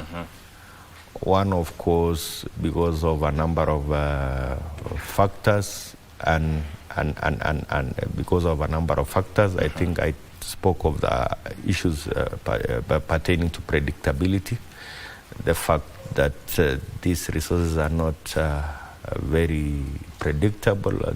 These resources are not really forthcoming. So there is therefore need to change tact. There is need to find a way of ensuring that we unlock private investment, because I think there is a lot of private capital or private resources that, if unlocked, can really help us bridge that financing gap that you spoke of around 87. The other thing I think is we put in place good policies or to ensure that there is a conducive environment to unlock these particular private investments. I think that is critical. And as you know, I mean, because of the policy change issues, we are moving away from traditional or conventional way of doing things. In the transport sector, the energy sector, I'm sure you see a number of tuk-tuks nowadays that are electric on the road. You'll be seeing more cars on the road. So I think policy change is also a factor that is going to affect financing going forward. In 30 seconds, your closing remarks. Everybody, and as you also realize that we have limited resources, public resources, to help us confront climate change. There is need, therefore, to unlock resources from various sources, and this can only happen through collaboration and partnership. So I call on everyone to come on board and ensure that we build on our synergies to ensure that we achieve our climate agenda or climate objectives. Thank you. Thank you so much. Your time is very much appreciated, and we have been talking about resource mobilization and climate financing in Kenya with Samson Toniok, who is the CEO of National Environment Trust Fund. This is where this conversation ends. My name is Mike Megwe. Before I go, I want to leave you with the quote. Setting goals is the first step in turning the invisible into visible. Setting goals is the first step of turning invisible into visible. Now, I want us to cross over to Mandera, where something is happening in Mandera, and the topic there that is being discussed is just a look at the 3 years of Mandera County. Areas of focus here on health, education, water, among others. That is what is happening in Mandera, and Mohammed Halif will be speaking. Mohammed Halif is the governor of Mandera County. Let's cross over to Mandera County. So we focused on several areas. If you look at my manifest, we are working around 3 pillars. And the pillar number 1 was transforming Mandera lives and livelihoods. And of course, we have another pillar of transforming Mandera and transforming communities within Mandera County. So under the social areas, we focused on health, education, livelihood, which is important. And we experience in droughts as a result of the climate change, which actually is introducing our entire world to a new phenomenon like floods in some areas and extreme droughts in some areas. So under health, I formed a task headed by Professor Khan, who is a known health expert, and with a team of about 8 other members. So they looked at our health system holistically and came up with about 6 building blocks within the health department. There are several. It includes the HR, it includes the health commodities and equipment, it includes the health management information system, and it also includes the healthcare deliveries, service deliveries for that matter, and also the governance structure of the entire health system. So I can tell you of the 6 building blocks, we have almost implemented 5, and we are doing the 6th one, which is the health management information system. This was delayed as a result of several issues. We tried to partner with Ministry of Health under Afia K program, which didn't work well. And we were also having the network challenges across the county. But now we have decided to go for a private vendor so that we have a latest automated revenue system that will going to be merged with the health management information system, which we're going to procure very soon. We have also been in communication with MOH on how they can support us on that area of health management information system. But of the other blocks, building blocks, we have really done well, and I can say that we have started showcasing our performance for the last 3 years to the public. And we started with health last week, and we're going to run these programs for about 8 weeks. Each department or ministry is depending on the work. So we have done with health, and we start in roads, then education, water, and all other sectors. First, we decided to come up with a legal framework, because what we have realized during the task force report was there's legal gaps, there's regulation issues. So we came up with the FIF bill, which also incorporates the issues of governance. So we decided to form boards for the level 5, which is Mandera County Teaching and Referral Hospital, and then the 7 referral hospitals. For that, what we did was we upgraded all our sub-county referral hospitals to level 4.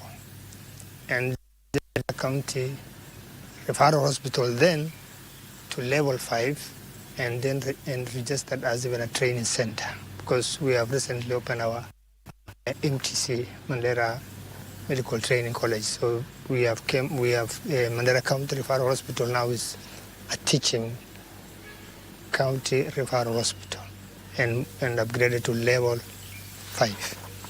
So in Mandera County, at Mandera County Referral, we have realized there are several gaps in terms of infrastructure. So one thing we did was we have specialists who are about 16 of them, but they never had designated clinics to work for the people of Mandera. So we decided to build or refurbished administration blocks, used to be administration blocks, and turn it to a clinic, as a modern clinic center, where we're going to have about 7 specialists attending to Mandera people on a daily basis.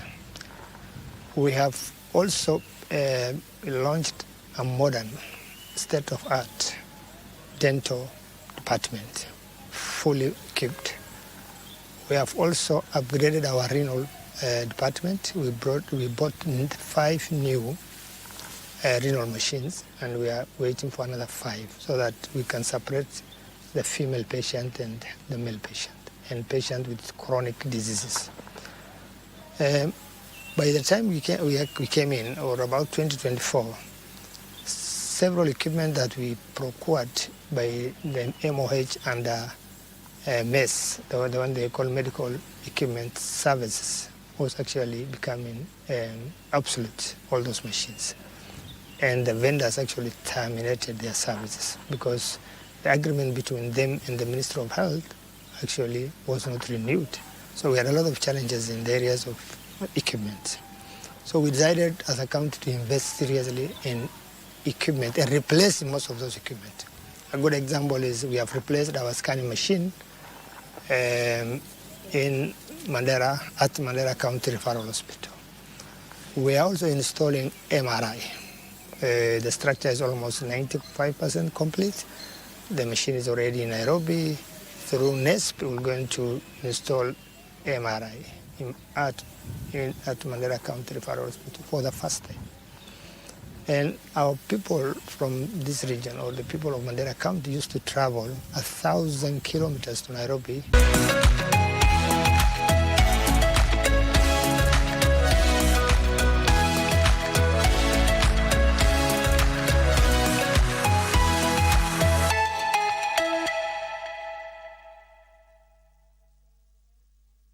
All right.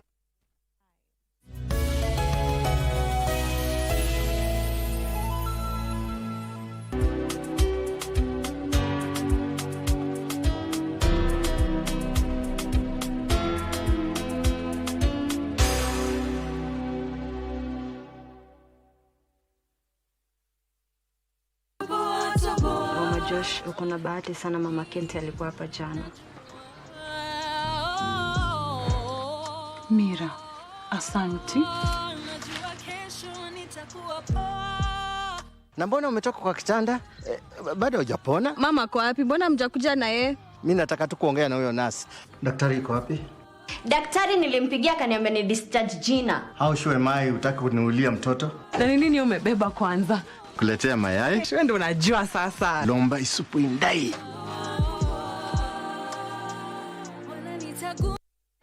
The world of governance is vast and can be alien to the ordinary man on the street. Critical issues are going to be discussed. From white papers to policy positions, it is easier to get lost in the labyrinth of words. Inside Government takes you to key global metropolis where critical decisions are made and where policies are crafted. We interview policymakers and senior government officials to highlight and enumerate government policies and projects. We take a deep dive into the underbelly of complex red tape to demystify policies across the country, across the world. Join me, O'Brien Kimani, on Inside Government, only on KBC Channel 1.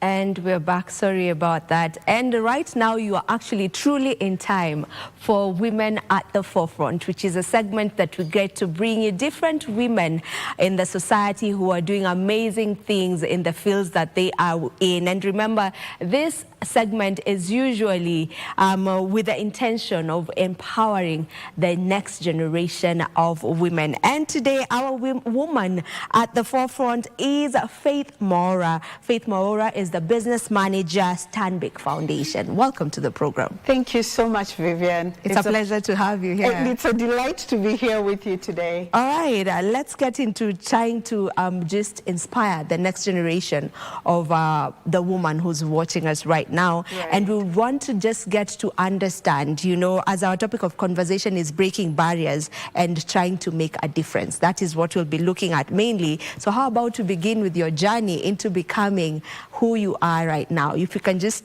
briefly take us through that. Yeah, and you're right to say it's been a journey, and I always say it's never a destination. Every day we keep on learning and we keep on evolving. So my journey with Stanbic goes back a couple of years ago. I'll dwell on that and even look at other leadership roles that I've had. And from one person who never did finance in school, you know, people think that bankers did something to do with finance or something. I never did that. I'm actually a student of leadership, and I'm a student of communication. So from such a background, I joined a financial institution. There was a lot of learning. So one of the things about this journey is be willing to learn, be willing to unlearn, be willing to relearn. And that is what my journey has been. I've been able to go into different pockets of the banking industry up to now that I moved on to the philanthropy world. It's been a learning journey. And thank God for people who've been there to handhold me, people who've been there to correct me, people who've been there to guide me. So when I think about leadership, I look at it as a journey, and every day be willing to learn something. Yes. And I love how you put it. You said you need to be ready to learn, to relearn, and to unlearn. Correct. And it is all about that, you know. And there's also a point you've made that you've had people along the way who've been holding your hand. So if we can just speak about, you know, the role of mentorship in all of this. Correct. Mentorship is inevitable because someone said sometimes you don't have to encounter some mistakes because somebody learned through those mistakes and you can learn from that. So mentorship has been very key for me. And allow me to mention about one mentor who's been most recent, and this is a tribute to my boss who rested in the month of July. Recently, I was just giving a story of, you know, the first time I met her and the passion she had in the philanthropy world. It was aha. Yes, yes. 4 years ago, I met her, and I remember the first day listening to her for like 30 minutes in amusement. And I'm like, I want to be like her. She spoke so passionately about giving back to the communities, about touching lives, about being there for the vulnerable people in the communities. And I was in awe. First of all, from her speech, and I loved how she spoke. And then secondly, from her passion. Like her passion was, you could feel it. And 4 years later, I am in that space because of mentorship, because of someone who held your hand, because of someone who put you on their shoulders and gave me opportunities to speak and gave me opportunities to be able to share. And so that's the role of mentorship. Number one, you have to be willing to be mentored, because it doesn't mean that you know everything. You have to be willing to be mentored, to be corrected, and the mentor has to also be willing to give you opportunities, to expose you to spaces. And so I am glad that I've had such mentors. So a tribute to Pauline, who was there for me, and many others. That's just one of them. There have been many others that have carried me on their shoulders, and I'm forever grateful. And so what I do is also give back. And I love the fact that the mentor that you've just, you know, paid tribute to is a lady, you know, and there's something I always love to demystify when we're on this show and I'm with women. I love to demystify the saying that women are their worst enemies. So I would love for you to also just speak on that a bit. And we've had a lot of that being said. I have had very many opportunities of women lifting me up.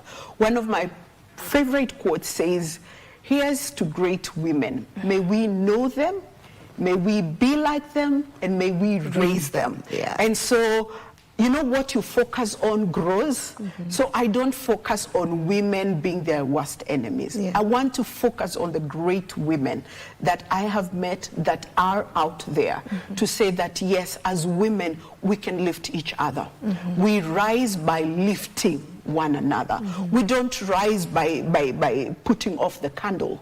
We rise by lifting each other. So I will say, here's to the great women who raise others. May we know them. May we be like them, and may we raise them. I love that. And a candle never loses its light just by lighting the other. Exactly. You know, I would love to understand the work you do, or what is your role in as the business manager for Stanbic Foundation. All right. So Stanbic Foundation is the philanthropic arm of the bank. Our work is really to give back to the communities. We have identified our impact areas, and so we know the spaces that we are in. Key for us is economic empowerment. We are a financial institution, so it's very safe for us to be in that space. Financial inclusion, enterprise growth, and job creation. We also do a lot of education, specifically digital literacy, because the future is digital. And so we look at empowering different people to really upscale their digital skilling. And climate is also another area. It's global warming has become a real thing. The program before was talking about climate financing, and it's because it's become the problem of our generation, and we have to find out how can we deal with that. So those are some of the pillars. Those are actually the pillars that we deal with. We deal with at Stanbic Foundation. What is my role is to really intertwine all these things. Stanbic's promise is Kenya is our home and we drive her growth. And so how do we put all this together, remembering that promise to be able to drive the growth of Kenya? Allow me to dwell on economic empowerment, because that's our largest pillar. The initiatives that we have there, the impact that we have there, we have been able to be there for micro and small enterprises, those that are considered unbankable, being able to do capacity building and training, as well as access to low-cost credit, and handhold that micro business to be able to be bankable. So these are some of the things that we have done, and specifically for women. Currently, we have a program where we're really looking at the bottom of the pyramid, at the micros, who have never, some of them have never even had a bank account because they think we're not there yet. But being able to handhold them, giving them the training that is required, understanding what does it take to have a bank account, train them, and then also the discipline of borrowing and paying back. Because a lot of times when you think about banking, the lending aspect is there. So I intertwine all these things, making sure that our compliance is on point. Stanbic Bank is regulated by Central Bank of Kenya, so we have to ensure that we don't go against the regulator. So compliance is very important for me.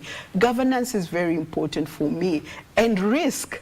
I will say my risk perspective may not be the same as my counterparts in the bank, but it's important to count the risk and how you're going to deal with it. And so I work closely with my stakeholders in the bank to ensure that those areas are watertight, that we are not breaking any of those guardrails, to ensure that the work we are doing has integrity, it has sustainability in it, and not forgetting the impact that we're looking for. And I want to go back to one of the pillars that you've mentioned you're about, that is the economic empowerment. And, you know, just to get to hear from you, the role of financial inclusion, specifically in driving gender equality, because you've mentioned you work with those that feel that are not even bankable, you know, right? Women who don't even have bank accounts. Like, just what is the role of financial inclusion in driving gender equality? That's a very good question, Vivian. So we're living at a time where of course, trade is everywhere we go. And we have really evolved in that space. Look at mobile banking right now. Look at the international cards that we are holding. And so we've been able to cater for the people, let me call them affluent, that are able to afford that. However, we have a big demographic that is not there yet.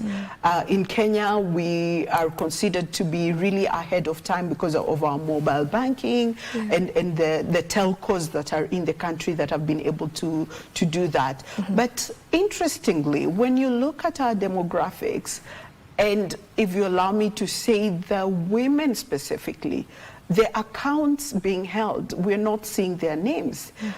As a bank, we have a proposition called DADA, and I remember when we were doing just the market survey to see what is happening there.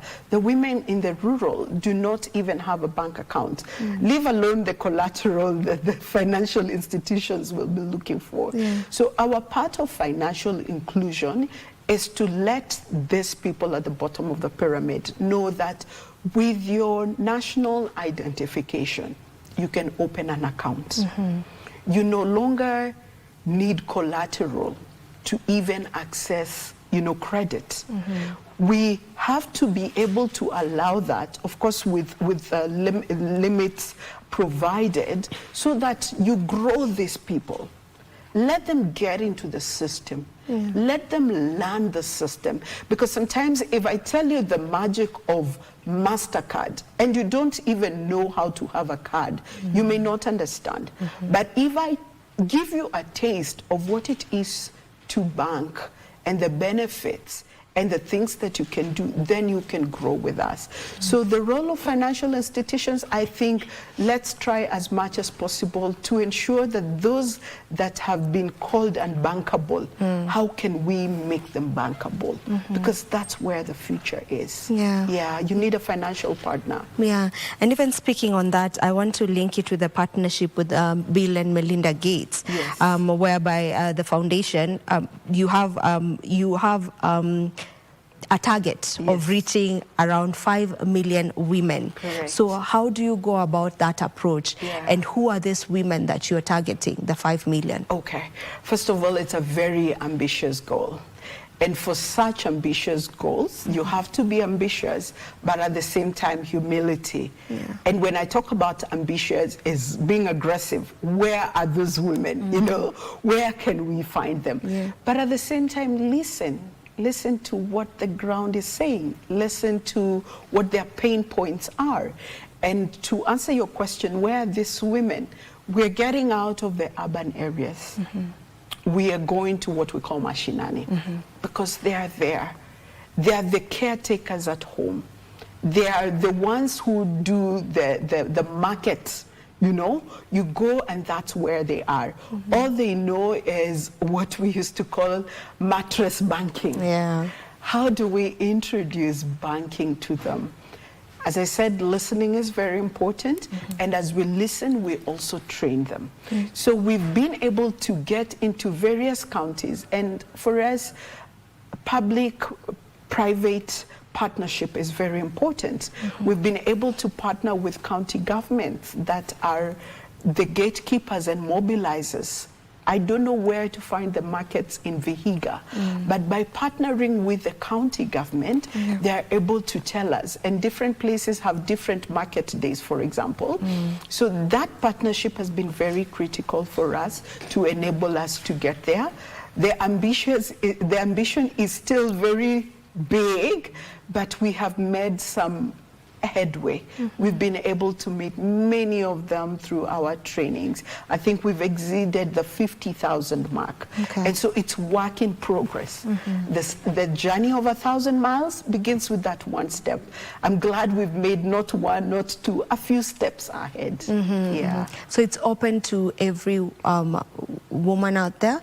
Good for question. Someone who would love to come on board in one way or the other?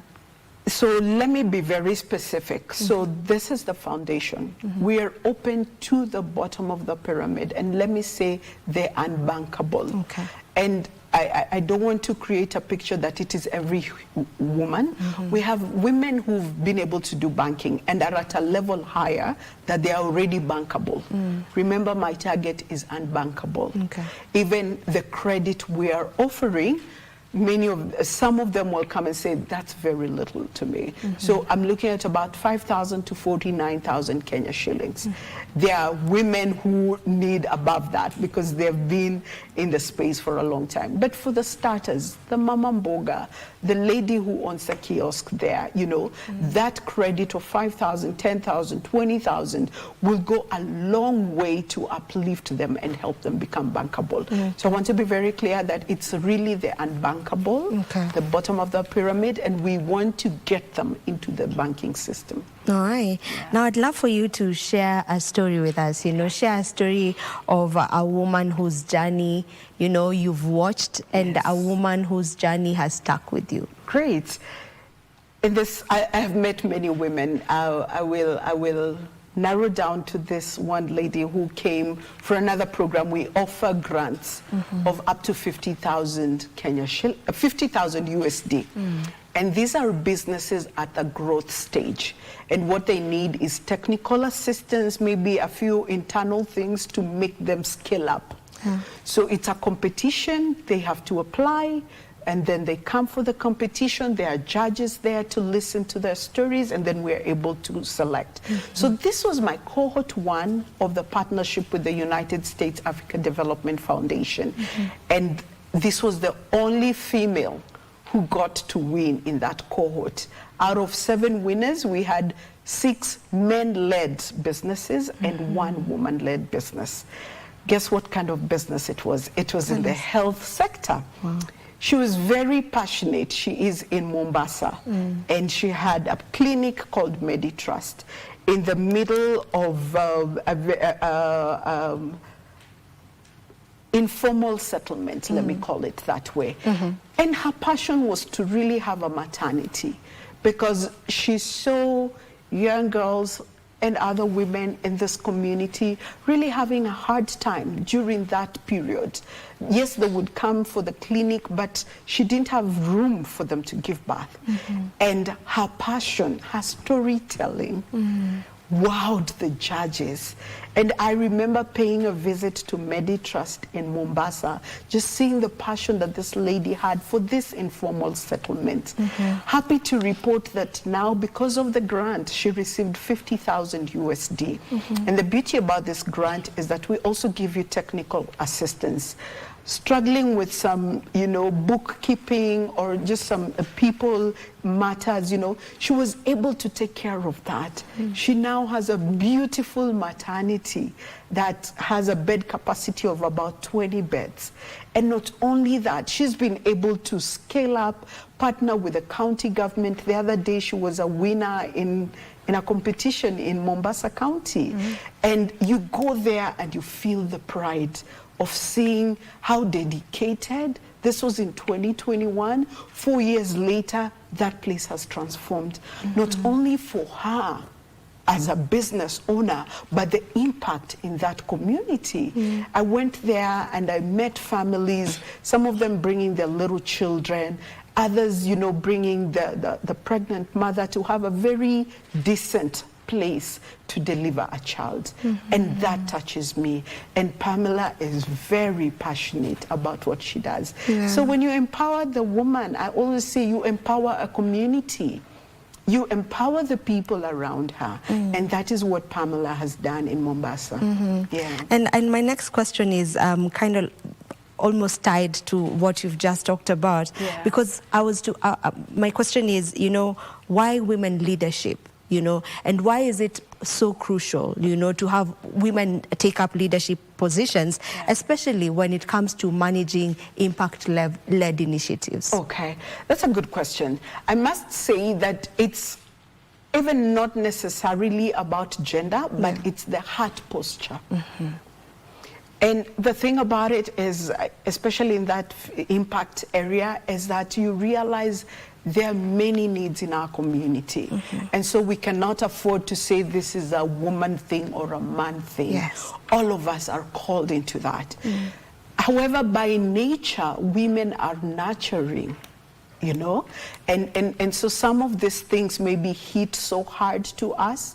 We are caregivers naturally, not to say that men are not. Men are equally caregivers, but you will find women more so there. I'm careful to say it's not really gender-based, it's the posture of the heart. What moves you? I am moved by the needs of the people around us. Actually, some of the things that give me sleepless nights is to think, oh my goodness, I heard about that need. How can we fulfill it? Where can we get partners for it? Who do I know that can come through for this person? And so that heart posture, that we become kindness to be our default setting, you know. I always say that everybody can do something. You don't have to do a humongous thing to take care of, for example, Elgeyo Marakwet mudslide. You don't have to have it all, but you can do something that let's be touched. In the impact space, it is our heart posture. And I love how you've tackled that question. You know, it's not, when it comes to such, it's not about gender. You know, it has nothing to do with gender. It's all about the heart. You know, I love that. Now, maybe what are some leadership roles or lessons, rather, not roles? What are some leadership lessons you've gotten to acquire over the years that maybe you wish you had learned about while starting out? You know, this is for someone else who's just starting up in the leadership space that they may pick. Okay. Number one, not every reader is a leader. But for you to be a good leader, you have to be a reader. And reading exposes you, takes your mind to places maybe where you'll never be, to even situations that you may never encounter, but it gives you that. It gives you that. So reading is inevitable for a leader. Number two, as a leader, you don't have to know it all. Your place of leadership is influence. You know, and I love giving space of collaboration and co-creation, because as I say, leadership is also about followership. I will follow you because there's something I'm getting out of you, but it's also humanly satisfying when you give me space to be me. And so I don't have to know everything, but am I creating a good environment for you to thrive in what you know? So leadership is not about knowing it all, but giving space for collaboration, for co-creation. And finally, I will give a quote that I love. John Quincy Adams says, if your actions inspire others to dream more, learn more, do more, and become more, then you're a leader. So leadership is inspiration, is inspiring others. Let them learn more, let them do more, challenge their thinking. And that is what leadership is about. So it's about inspiration. Very well put there. Have you ever had to navigate spaces where women voices were underrepresented, and how do you go about that? Because also in your line of work, it's more male dominated. I have had those spaces, and I think I'm also very conscious. Any space I go, I say, where is a woman voice in this? So I call myself a woman advocate, not in a bad way, but I feel that women voices have to be heard. One case in point is a class that I was taking, and I think out of 13 students, we were only 2 female students. You know, and by default, even answering of questions used to be the male male students in the class. And in a way, the two of us as ladies, we sort of felt quiet. But one day I said, our voices have to be heard here. We are in this together. We are all learning. And by the end of that class, the two of us ladies were equally represented as the 11 gentlemen. And what I say, our voices don't have to be too loud, that even in our softness, we can be hard. I say leadership is about influence. A case in point and how women influence, I give examples that when my dad came home, it was his voice that mattered. But when my mother looked at you, you know, when these visitors leave the house, we have some business to do. That's the influence we have as women. And we need to use our influence well. We're very influential in the way we do things. I don't know if you've heard about that frog. When you put a frog in boiling water, that frog jumps out. But when you put that frog in cold water and gradually warm this water, the frog will still be there even when the water is boiling. And so our influence as women is that gradual. We don't have to be out there, but let's remember our influence. Miles Monroe says that everything has a purpose. Where purpose is not known, abuse is inevitable. I love how he breaks down the word abuse is abnormal use. And so my call for women is, let's know our normal use of influence. Otherwise we will abuse that influence, and we have seen it happening in our society. Let's be careful to be the people who use our influence correctly. You're really throwing in nuggets every now and then. I'm sure that our viewers are also learning a thing or two as we move on. Now, before we come to our conclusion, because I can see we have around maybe 4 minutes, before we finish that up, maybe what's that one change you would like to see generally when it comes to leadership? And you know, since the program is more on women, you know, the segment is more on the woman, maybe what are the changes you would love to see in women leadership? A little more kinder. You know, they say everybody you meet out there is going through something. It may not be written on my face, and especially as women, I always say, if I unmask my makeup, what is there? Imagine if everybody was a little kinder. Doesn't matter whether you have a leadership title or not. Everybody is a leader. Yes, we have leaders with titles, but we have leaders with no titles. And it's about the little things. I will highlight one of the ladies in our office, actually two of them. One is the security lady in our office. I kid you not, no matter what I'm carrying, the good morning faith makes a whole lot of difference. That warm welcome. The other one is the one who serves us in the office. Even without telling her, she will see there is need. Maybe Vivian needs a glass of water now. And you know, those needs that sometimes are nonverbal, because women, we have that nurturing in us. They get to see that. So Mary and Maureen are those ones to me. And I say, what if all of us, with leadership titles, without leadership titles, be a little kinder to the people around us? Is it on the roads while driving or while walking? Sometimes we're so absent-minded, you go and hit somebody and you move on. But what if we were a little kinder? And this is to all of us, not just to women.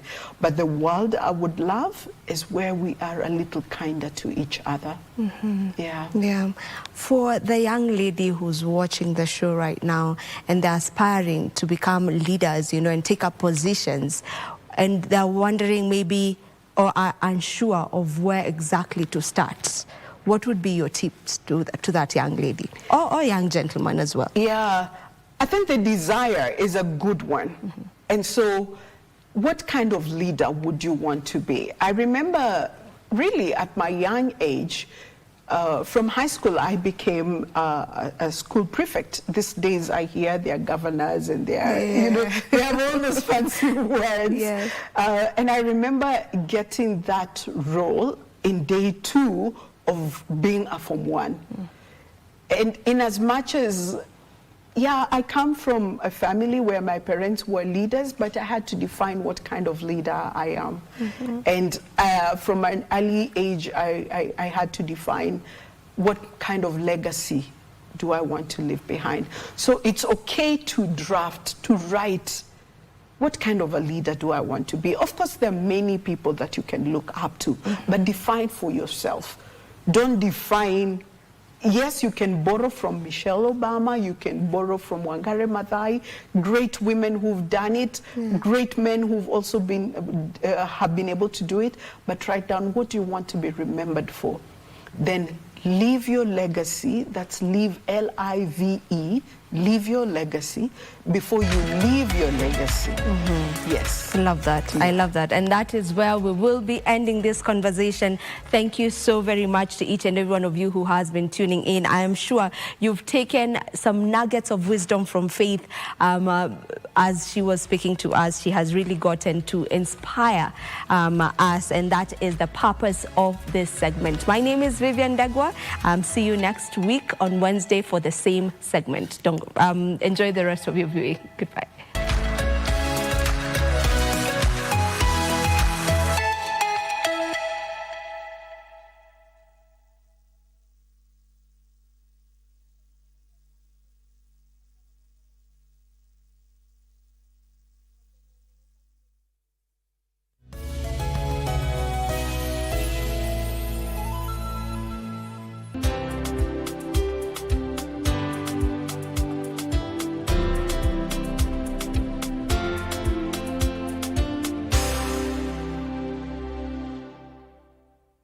Are you a talented artist? Or are you passionate about a topic you want to discuss?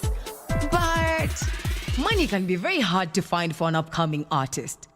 Don't worry, Studio Mashinani has got your back. Sign up on ajira.co.ke to book a session with your music and video producers across the country. Work on your music, jingles, spoken words, and even podcasts to realize your dream. All for free. Studio Mashinani, Radani Talent. Mama Josh, uko na bahati sana, mama Kente alikuwa hapa jana. Mira, asanti. Na mbona umetoka kwa kitanda? Bado hujapona? Mama kwa wapi? Mbona mjakuja na yeye? Mimi nataka tu kuongea na huyo nasi. Daktari yuko wapi? Daktari nilimpigia kaniambia ni discharge jina. How sure am I utaki kuniulia mtoto? Na nini umebeba kwanza? Kuletea mayai? Wewe ndio unajua sasa. Lomba isupu indai.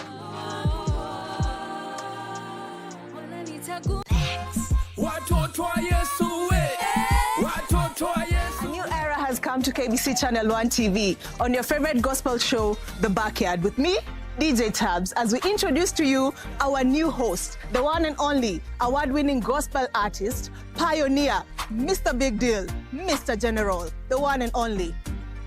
Yes, man, I go by the name Hope Kid the General, Mr. Big Deal, new school dancehall pioneer, and I'm humbled to be your amazing host from 11:30 a.m. to 1 p.m. each and every Saturday with DJ Tabs, the head girl, and we'll be having amazing conversation with some of the leading guest line here on this show. Join us each and every Saturday.